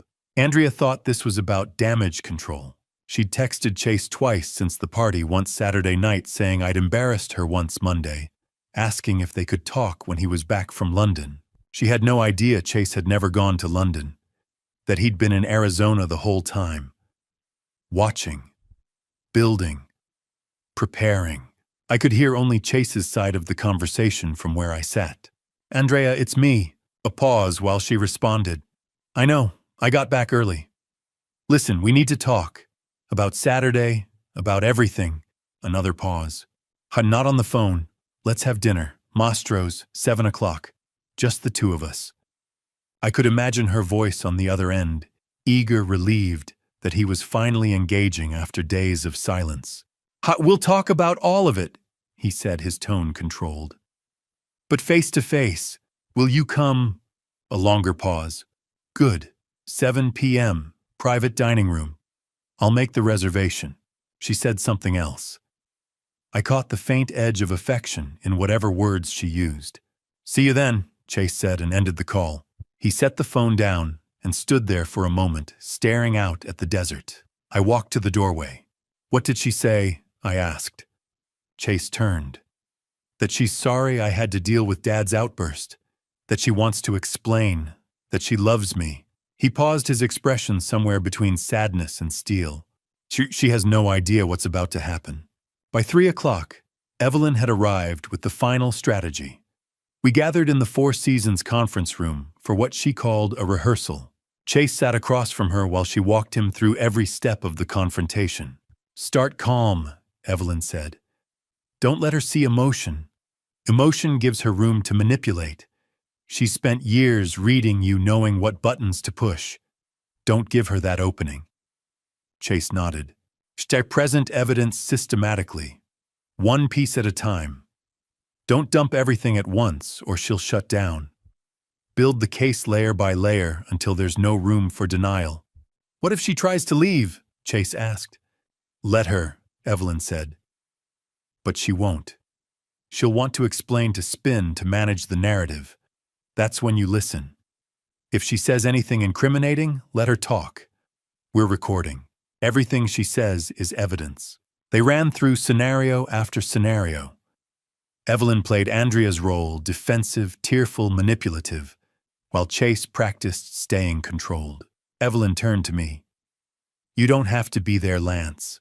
"I know," I said. "But I want to. I need to see her face when she realizes." "We'll seat you at a corner table in the main dining room," Evelyn explained. "You'll see them through the glass partition, but they won't see you. You'll be far enough away that you can't hear the conversation, that's safer for you emotionally. You'll watch body language reactions. Is that okay?" "That's perfect," I said. At 6:30, Marcus and a tech specialist arrived at Mastro's Ocean Club ahead of us. The restaurant was an upscale steakhouse in North Scottsdale. Marcus planted tiny cameras in the private room Chase had reserved legal under Arizona's one-party consent law, since Chase was a participant in the conversation. Audio recording devices served as backup. Evelyn and Marcus would monitor everything from an SUV in the parking lot. At 6:45, the restaurant manager seated me at a corner booth in the main dining room. My table had a clear sight line through a glass partition to the entrance of the private room where Chase and Andrea would sit. I ordered coffee I knew I wouldn't drink. My stomach was in knots. I wore a baseball cap and kept my head down, just another diner among the Wednesday evening crowd. Chase arrived at 6:50. I watched him walk past my table without a glance, heading to the private room. He sat down at the table with his back to the main dining room. He placed a leather portfolio in front of him. Inside, I knew, was an iPad loaded with evidence. Divorce papers in one envelope, a police report in another. Andrea arrived at 7:02. I saw her walk through the main dining room before the hostess led her away. She wore a white sheath dress, and her hair was blown out in soft waves. Her makeup was flawless. She moved with the confident stride of someone who believed she was about to smooth over a difficult situation, maybe even salvage her marriage. The hostess led her to the private room. Through the glass partition, I watched Andrea enter, her face lighting up when she saw Chase. She leaned down and kissed his cheek. I couldn't hear her words, but I could read her lips enough to catch the shape of them. "I missed you." Chase's voice was too low for me to hear, but his body language was neutral, controlled. He gestured to the chair across from him. Andrea sat. A server appeared, and Andrea ordered wine, probably an expensive bottle. When it arrived, she sipped it and leaned forward, animated, speaking with rehearsed brightness. She was talking about the party. About me. I could see her gestures, the way she touched her collarbone, in concern, the slight shake of her head. Then Chase moved. He leaned forward and said something, one word, maybe two. Andrea stopped mid-sentence, her smile fading slightly. Chase reached down and pulled the iPad from his portfolio. He set it on the table between them. Andrea stared at it. Her lips moved. "What's that?" And Chase responded with something that made her face go still. He turned the iPad toward her. From where I sat, I couldn't see the screen, but I knew what was on it. The frozen frame of the courtyard at Andrea's party. And in the center, Andrea's hand raised in the split second before it struck my face. Andrea looked at the screen, then at Chase. Her expression shifted, confusion giving way to comprehension, comprehension giving way to something sharper. Chase said something else. Then he pressed play. From my corner table, I couldn't hear what they were saying, but I could see Andrea's face through the glass partition as the video played. I watched her watch herself strike me, watched her expression change from confusion to recognition, to something that looked like fear. And I watched Chase, calm, still unmoved, as he sat across from the woman he'd married and showed her proof of who she really was. Before I reveal what Chase showed Andrea next, I need to know you're still with me. If you think Andrea deserves what's coming, type 1 in the comments. If you think this confrontation is too harsh, type 2. Your number tells me you're here, and I promise what happens in the next 30 minutes will shock you. And a quick reminder, the story ahead includes some fictionalized elements for dramatic and educational purposes. If you'd rather not continue, feel free to pause here and explore other content. Andrea watched the video of herself striking me. 47 seconds of high-definition footage from 3 angles. Detective Cole had been thorough. She watched the champagne glass shatter, watched me fall, watched 200 people stand frozen while Margaret Campbell knelt beside me and wrapped my injured hand in a napkin. And when the video ended and the iPad screen went black, Andrea looked up at Chase and said the only thing she could think to say, "That's not what it looks like." Chase had rehearsed this moment with Evelyn 6 times. He knew every response Andrea might give, every deflection, every excuse, every manipulation tactic. Evelyn had coached him. She'll deny, then deflect, then cry, then blame. Don't react to any of it. Just keep presenting evidence. And that's exactly what Chase did. "Now that's not what it looks like," Andrea said again. "He gave me a cheap gift after I threw him a huge party. I was hurt." You struck him," Chase said evenly, "in front of 200 witnesses. That's assault." "He embarrassed me. He saved for 6 months to buy you a Cartier watch," Chase interrupted. "You called it worthless junk. Then you struck him hard enough that he fell and injured his hand." Andrea's voice rose. "I didn't mean to." "Yes," Chase said. "You did." He swiped to the next screen on the iPad. Coinbase records filled the display. $180,000. Luna Classic. May 2022. Total loss. Andrea's face went pale. "How did you—" "Why, I hired investigators 4 months ago," Chase said. "After $25,000 vanished from our account for a charity that didn't exist. That was an investment. That was gambling, with money you took from our joint savings, without telling me." Chase turned the iPad toward her. "You hid this for 2 years. He swiped again. Credit card statements appeared. How $73,000 in credit card debt. 4 cards I didn't know about. Statements sent to a P.O. box. Andrea's voice wavered. "I was going to tell you when," Chase asked. After you drained your father's retirement to pay them off. He displayed the conservatorship papers on screen. You told him it was just in case. It was a legal document giving you control of his entire estate. He's my father, Andrea said defensively. I was trying to help. He's completely mentally competent, Chase said. Mayo Clinic tested him, 98th percentile for his age. Andrea blinked. But the doctor said, Dr. Patricia Morales, your college roommate, you paid her $15,000 to write a fake dementia evaluation. Chase pulled up the email chain. Andrea's eyes scanned the screen and the color drained from her face. Her own words stared back at her, demanding the diagnosis, mentioning the owed favor offering $15,000. She committed medical fraud. For money. Because you blackmailed her with a cheating incident from 15 years ago. Chase showed the bank transfer. $15,000. July 2nd. Dr. Morales' medical license was suspended yesterday. She's cooperating with authorities. She'll testify against you. Andrea opened her mouth, then closed it. Chase swiped again. Text messages appeared. You contacted Lance's brother. Told him Lance was declining, leaving the stove on, causing fires. All lies. You were building a case. You needed family corroboration for the conservatorship petition. You manipulated Hank into supporting something based on complete fabrication.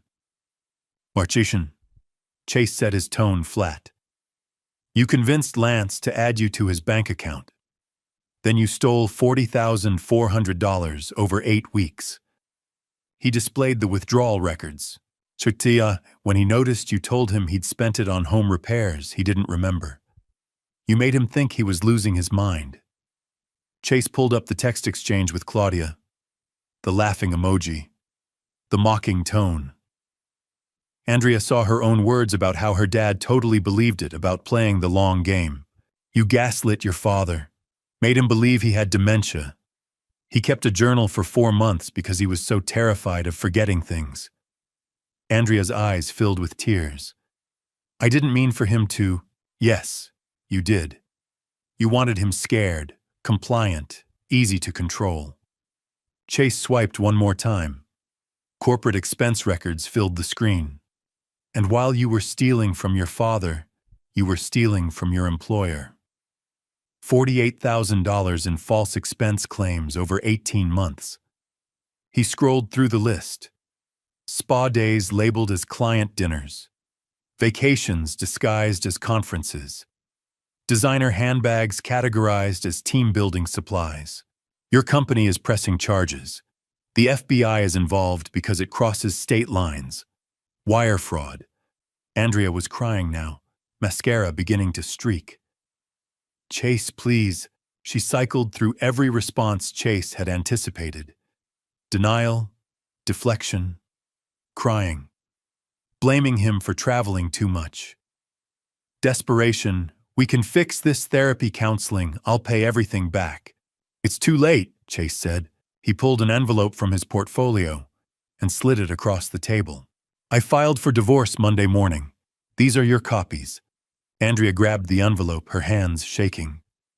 What? No, Chase, you can't. Your fraud voids the prenuptial mediation clause, Chase said. I'm keeping the house, the cars, all marital assets. You leave with nothing.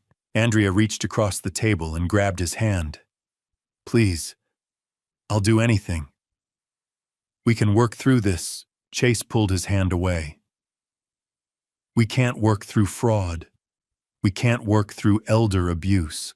We can't work through you systematically destroying the one person in your life who loved you unconditionally. He pulled a second envelope from the portfolio. This is from Detective Marcus Cole. Police report filed Tuesday. He read the list aloud. Elder abuse, financial exploitation, conspiracy to commit fraud, embezzlement, assault. Arizona State Police will arrest you within 72 hours. Andrea's voice became hysterical. You're having me arrested. I'm making sure you're held accountable, Chase said. Andrea stood her chair, scraping back. I'm your wife. Chase stood as well. He put on his jacket and looked down at her. His voice was calm, final. "You were my wife. Now you're just someone I used to know." He turned and walked to the door. "Chase, wait." He didn't turn back. He opened the door, stepped through, and let it close behind him. Andrea stood alone in the private dining room. Documents were scattered across the table. Her white dress was rumpled. Her mascara ran in dark streaks. She stared at the iPad, its screen now dark. She stared at the divorce papers. And slowly she sank back into her chair and put her head in her hands. From my corner table 30 feet away, I had watched the entire exchange through the glass partition. I couldn't hear the words, but the body language told the story.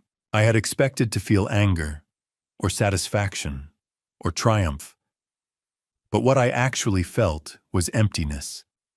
A hollow grief for the daughter who had never really existed. I watched Chase walk through the main dining room toward the exit. He saw me in my corner booth and stopped. He didn't sit, just stood beside the table and said, "It's done," and I nodded, because it was done.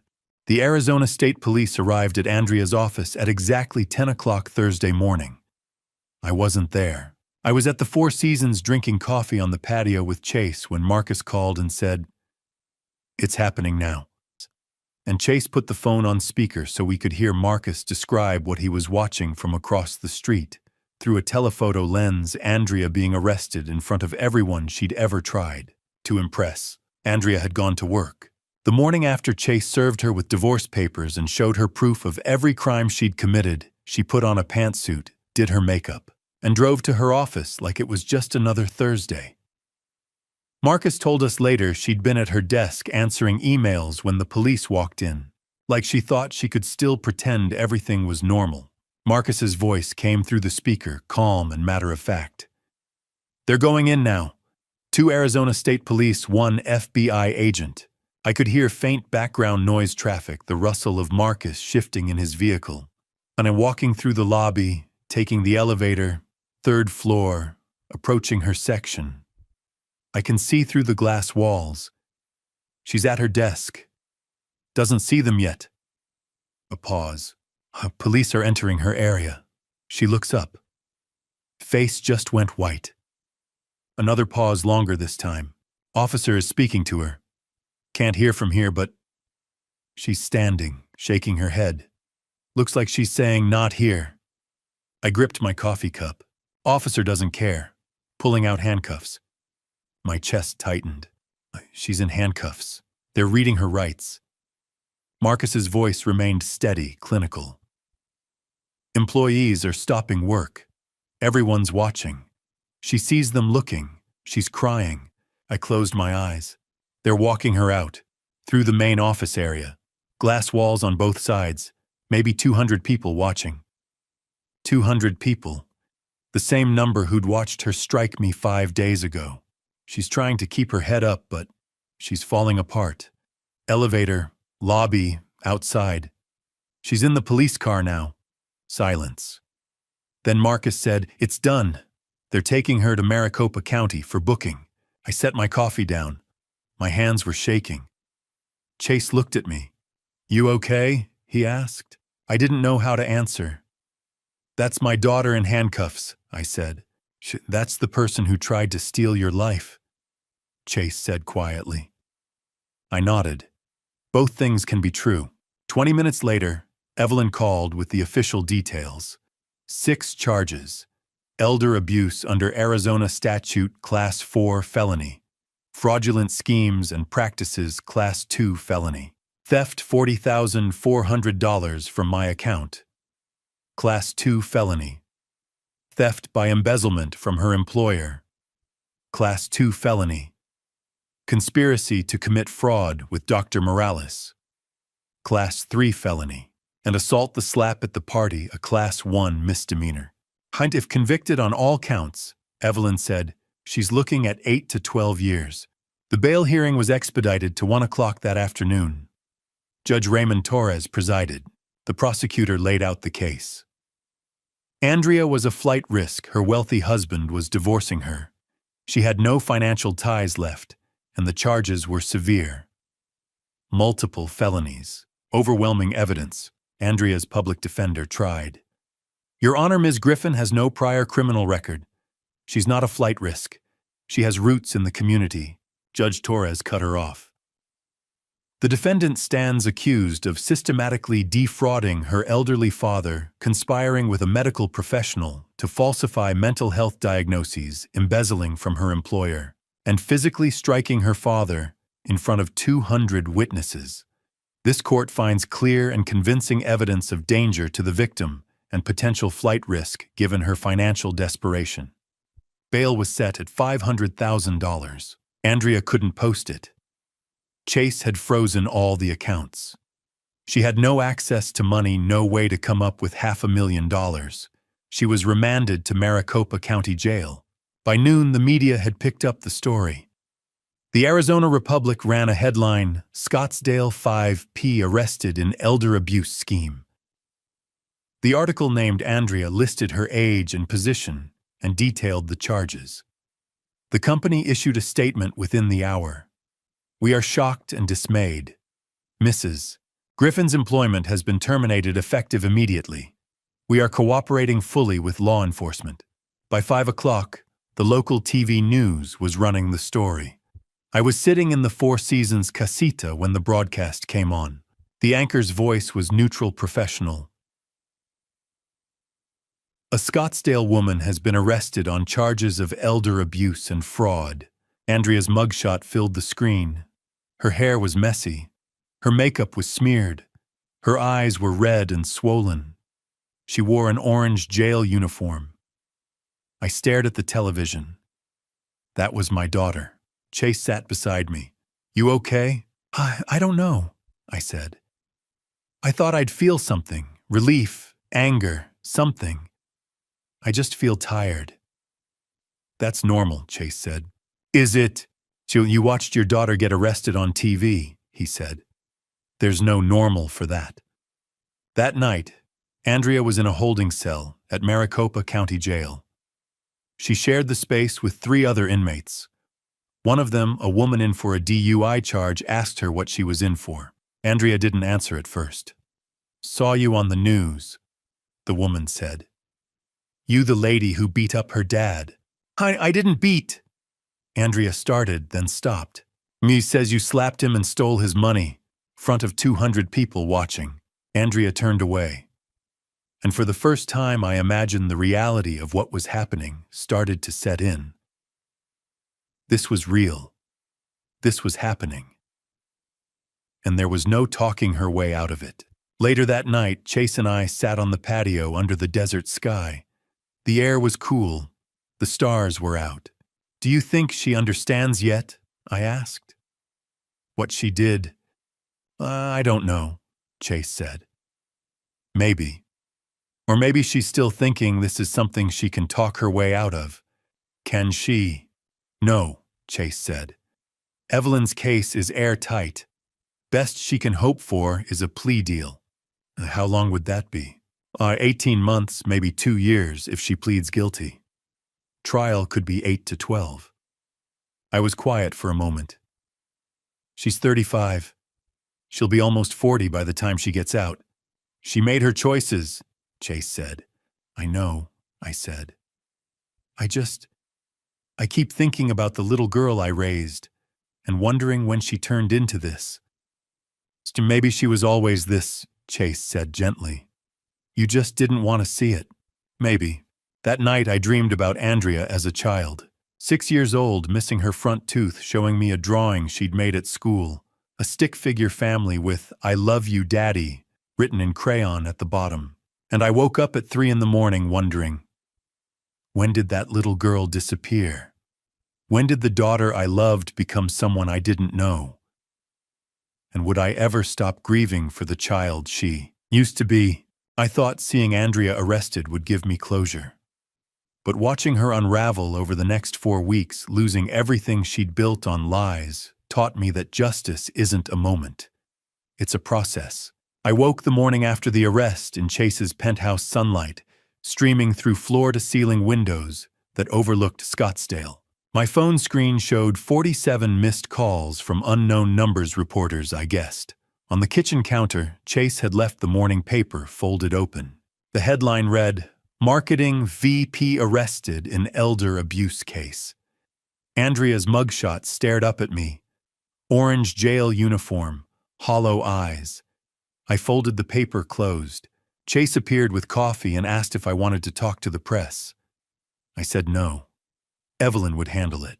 Week 1 moved like a slow-motion avalanche. Friday, October 11th, Andrea stood before Judge Rebecca Torres at her arraignment in Maricopa County Superior Court. 11 felony counts, 4 charges of elder abuse, 5 of theft and fraud, 1 conspiracy. 1 witness tampering added after jail officials intercepted a recorded call where Andrea had tried to reach my brother Hank, asking him to recant his statement. Bail remained $500,000. Andrea stayed at 4th Avenue Jail. Monday, October 14th, Chase's attorney filed the dissolution of marriage petition. The language was clinical fraud, irreconcilable differences, request for separate property division, no spousal support. Chase told me over breakfast that he'd removed his wedding ring the night of the restaurant confrontation. It was already over, he said. The paperwork just makes it official. Wednesday, October 16th. Andrea's employer placed her on unpaid administrative leave. By Thursday, the local news ran a 10-minute segment titled, "Daughter Accused of Defrauding Elderly Father." I declined interview requests. Chase issued a brief statement through Evelyn. Lance Griffin is recovering and grateful for the justice system. I watched the broadcast from the penthouse couch. I expected to feel vindication, maybe even satisfaction. Instead, I felt a tired kind of relief. I didn't want revenge, I told Chase. I just wanted her to stop. She has, Chase said. Week 2 brought the professional collapse. Monday, October 17th. Andrea's employer completed an internal audit. They'd discovered $48,000 in fraudulent expense claims. The company terminated her employment for cause and referred the case to the Maricopa County Attorney for additional charges. Tuesday, October 18th. The Arizona State Board of Behavioral Health Examiners suspended Dr. Patricia Morales' medical license. An FBI probe had uncovered a broader Medicaid fraud scheme. Morales had billed for mental health assessments she'd never actually conducted. Dozens of other victims. Files going back 3 years. Thursday, October 20th. The social distancing began. One of Andrea's closest friends posted a cryptic message online. Sometimes the people you think you know, you don't. By week's end, 197 of the party guests had unfriended Andrea. 12 had agreed to provide formal witness statements to the prosecution. Saturday, October 22nd. A real estate appraiser visited the Paradise Valley house, 6,000 square feet, Spanish colonial architecture appraised at $1.8 million. Chase's attorney filed a motion to freeze all marital assets pending the divorce settlement. That same Saturday, Margaret Campbell knocked on the penthouse door carrying a casserole dish of homemade lasagna.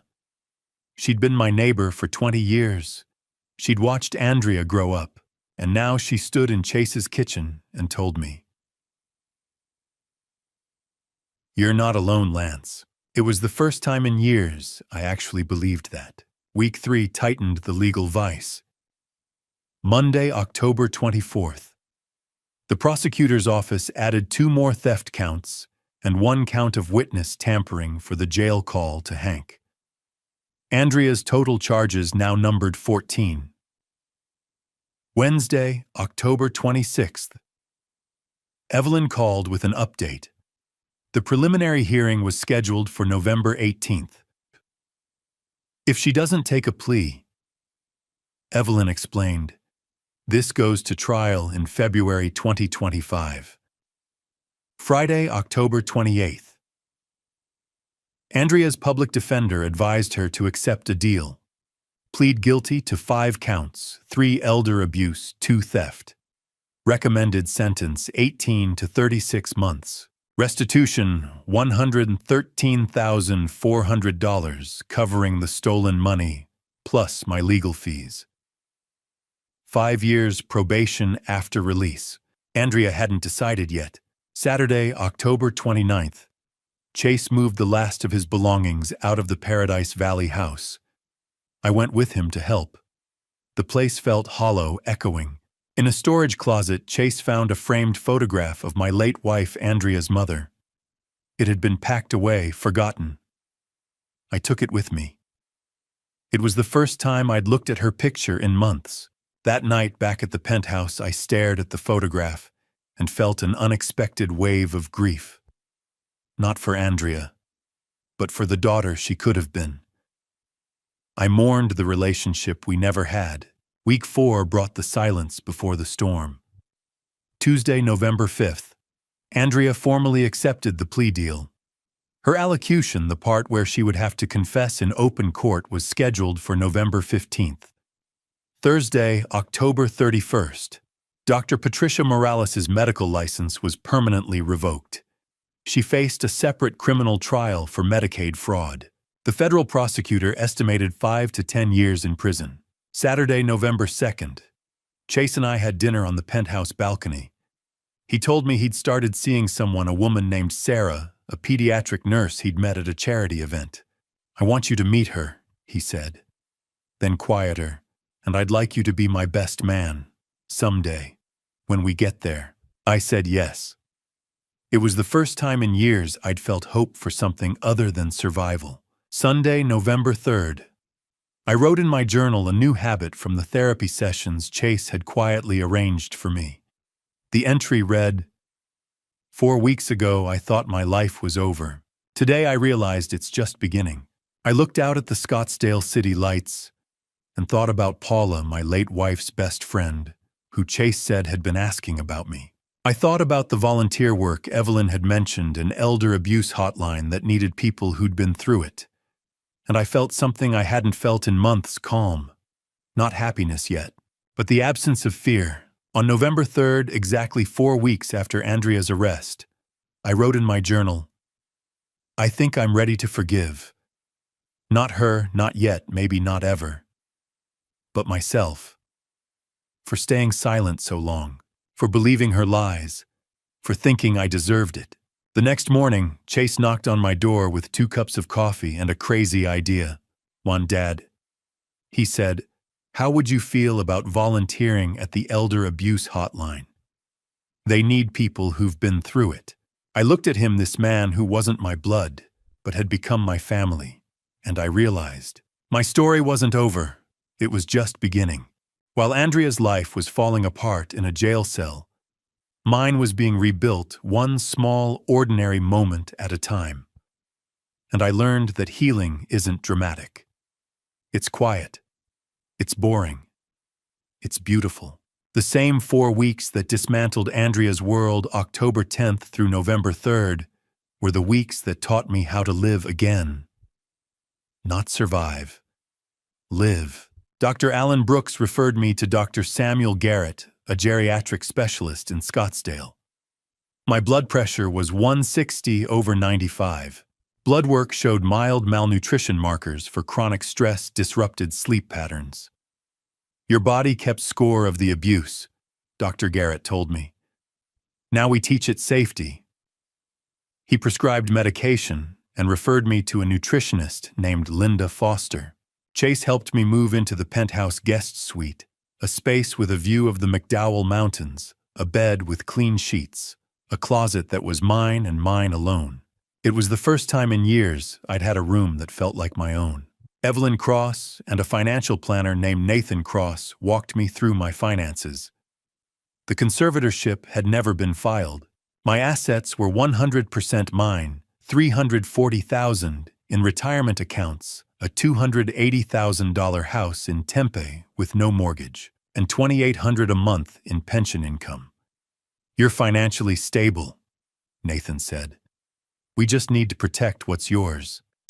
Nathan proposed renting out the Tempe house for $2,200 a month, keeping my retirement accounts intact. opening a new checking account with Chase as a temporary co-signer to prevent fraud. I had my first therapy session with Dr. Rebecca Stone, a trauma-informed therapist who specialized in elder abuse. 50 minutes. I described 18 months of manipulation, gaslighting, theft, and public humiliation. I broke down twice. Dr. Stone handed me tissues and said, "You survived. Now we help you thrive." Margaret Campbell visited with homemade lasagna. We sat on the penthouse couch, ate together, and watched Jeopardy! I laughed at a contestant who missed an obvious answer the first time I'd laughed in months. I walked around Chase's neighborhood. 20 minutes. The desert sunset painted the sky orange and pink. I thought, I'm still here. I'm still alive. Routine became my anchor.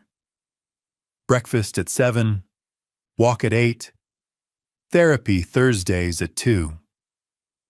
It sounds boring, but boring felt like peace. Chase invited me to lunch with his girlfriend Sarah Brennan, a 34-year-old pediatric nurse. She asked about my aerospace engineering career the first time in years someone had asked about my work instead of my problems. I told her about the projects I'd worked on, the satellites I'd helped launch, and for an hour I felt like myself again. I joined an online support group for elder abuse survivors. It met on Zoom every Friday at 7 p.m. 8 participants, ages 58 to 81. I shared my story. I heard theirs, and I realized I'm not alone. My blood pressure improved.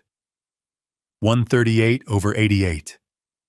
I'd gained 4 pounds healthy weight. During my third therapy session, Dr. Stone asked, "What do you want your life to look like 6 months from now?"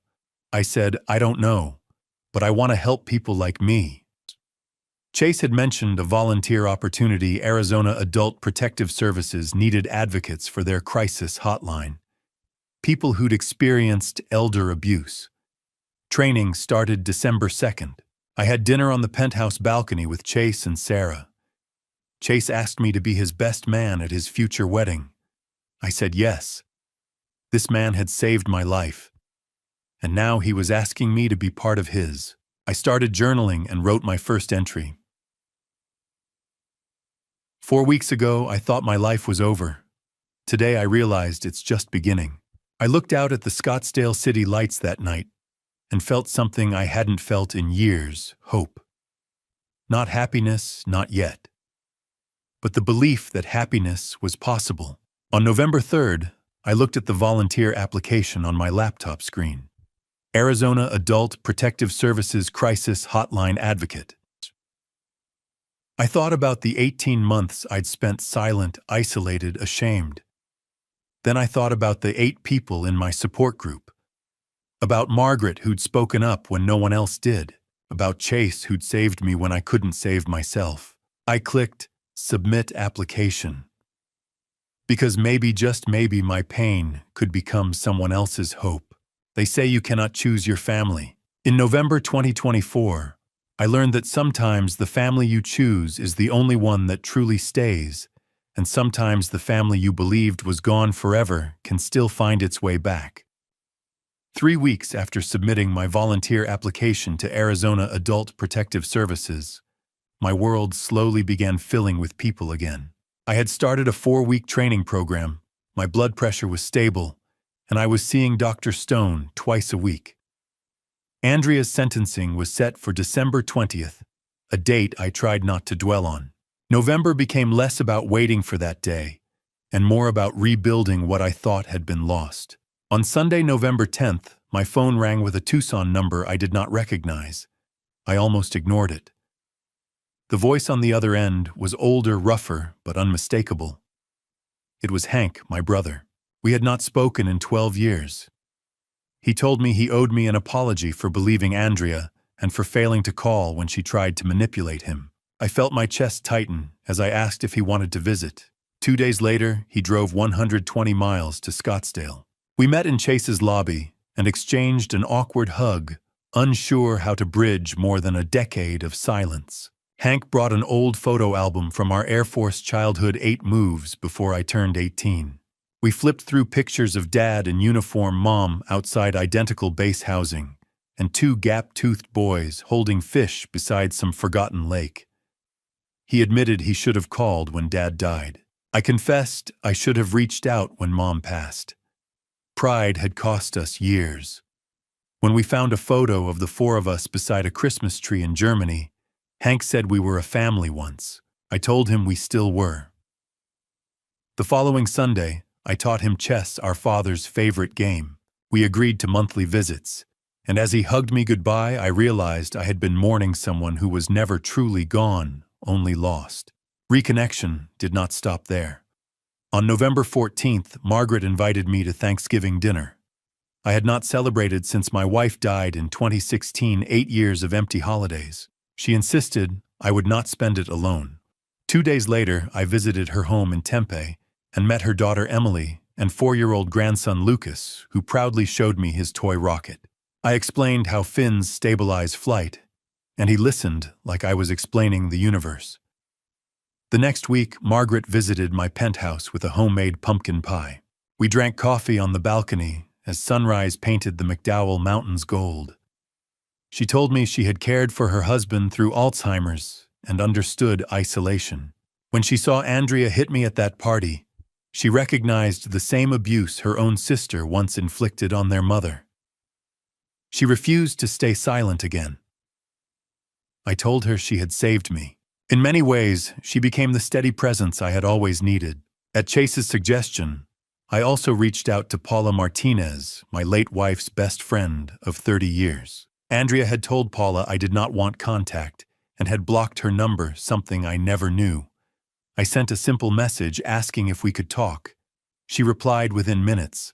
We met at Scottsdale Civic Center Park and talked for 90 minutes. Paula explained she believed I was moving to assisted living and wanted no visitors. I told her the truth about the manipulation and arrest. We both cried. She said my wife would be proud that I survived and fought back. A few days later, she brought photo albums to the penthouse. We studied wedding pictures from 1985 vacations and images of Andrea as a smiling child. Looking at a photo of my wife laughing on a San Diego beach while pregnant, I remembered joy instead of loss. Meanwhile, I completed my training and earned certification as a crisis hotline advocate. On November 26th, I worked my first supervised shift and took 3 calls from older adults facing theft, isolation, and physical abuse. I listened, provided referrals, coordinated emergency responses, and stayed on the line until each caller felt safe. Afterward, I sat in my car and cried not from sadness, but from purpose. My supervisor offered me a permanent 8-hour weekly volunteer role and later asked if I would consider public speaking about elder abuse prevention. I thought about the crowd who once watched me suffer and the few who finally stood up. Then I thought about the callers who said they believed they were alone. I told her yes, because if my story can spare even one person that silence, it is worth telling. 6 months after the night that changed everything, I stood before 300 people at the Arizona Elder Abuse Prevention Conference and said words I once believed would destroy me. My name is Lance Griffin. I am 64 years old, and my daughter nearly destroyed me. I had completed volunteer training in November, reconciled with my brother Hank, reconnected with Paula and Margaret, and found purpose on the APS crisis hotline. Andrea had been sentenced in December.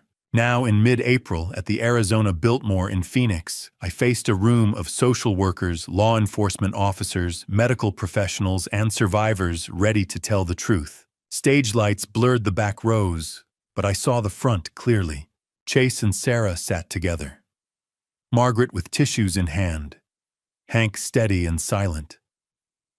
Paula watching with the same loyalty she had shown for 30 years, Karen Delgado from APS nearby, and 12 guests from the birthday party who had testified at the trial.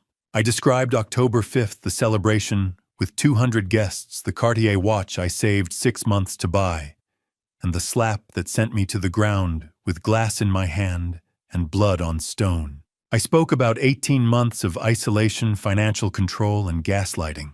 In March 2024, Andrea convinced me to add her to my bank account, stole more than $40,000, and persuaded me I was losing my mind. I explained the conservatorship fraud, the bribed psychiatrist, the lies that eroded my identity, and how Chase gathered evidence, found a lawyer, and helped unravel every deception. I shared the outcome, Dr. Patricia Morales serving 64 months in federal prison for falsifying evaluations. Andrea sentenced to 30 months with parole eligibility after 18, and the long road of therapy and recovery that followed. Since December, I had volunteered more than 250 hours, helped 47 callers, coordinated 12 investigations, and assisted in 3 emergency rescues. I told them I was not seeking sympathy, but hoping that someone in that room would recognize the next victim sooner than I had. The applause rose into a standing ovation. 14 people approached me afterward with their stories, and an elderly woman squeezed my hand and thanked me for speaking what she had never dared to say. When I saw Chase wiping his eyes, pride replaced every ounce of shame. At lunch, I stood on the terrace reflecting on how far we had come. Andrea was serving her sentence in minimum security at Perryville after pleading guilty to elder abuse and theft. She owed $113,400 in restitution and would face probation therapy, wage garnishment, and a permanent restraining order after release. Dr.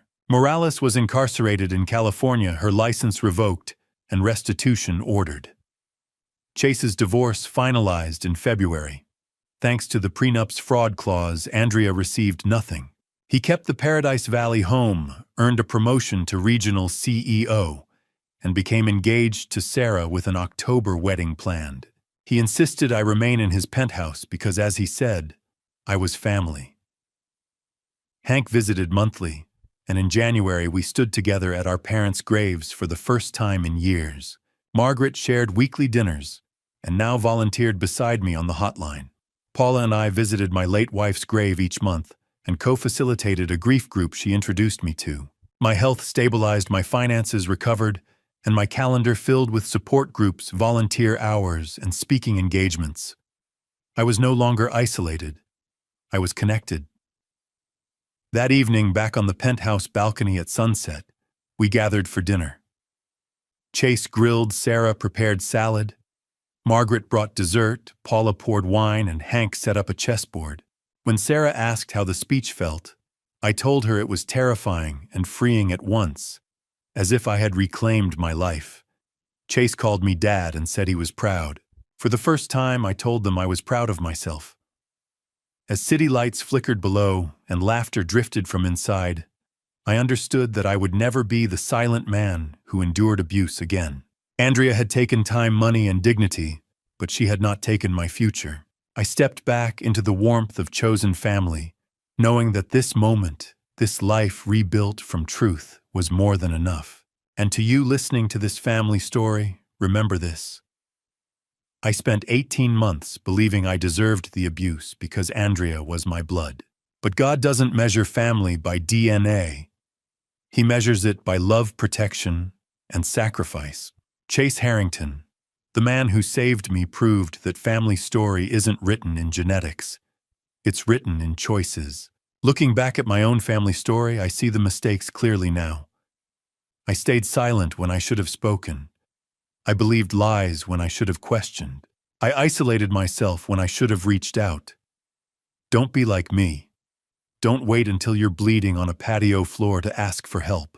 The warning signs were there, the gaslighting, the financial control, the isolation. I ignored them all. If you're living through something similar, understand this. Dad revenge isn't what you think it is. Real dad revenge isn't about anger or retaliation. It's about survival, about reclaiming your dignity, about protecting the next victim.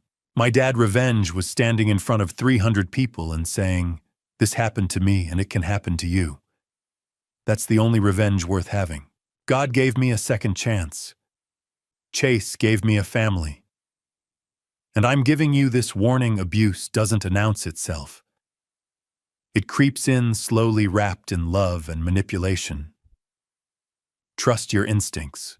Document everything, and never ever believe you deserve it. If this story resonated with you, please leave a comment below sharing your thoughts. Your voice matters.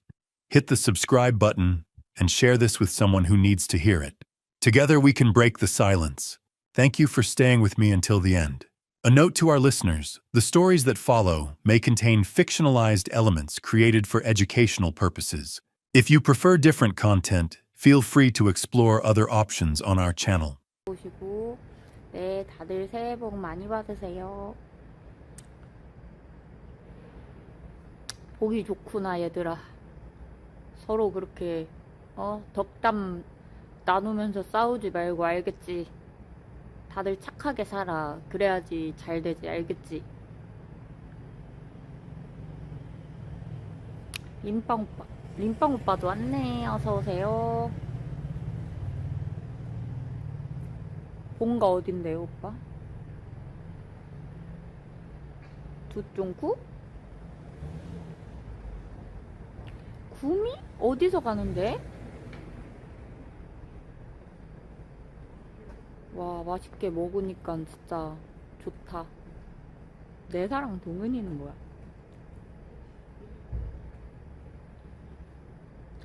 김천 김밥 천국? 오호.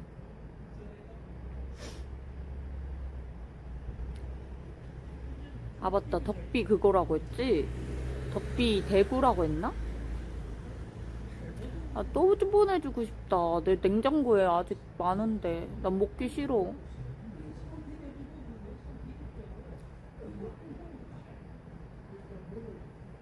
야, 덕비야.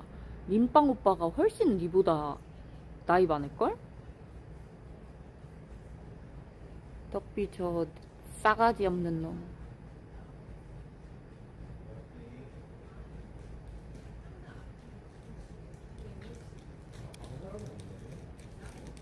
택별 언니 뭘 보냐고요? 여기 잠깐 사람 구경하고 있었어. 여기 쭈그려 앉아서.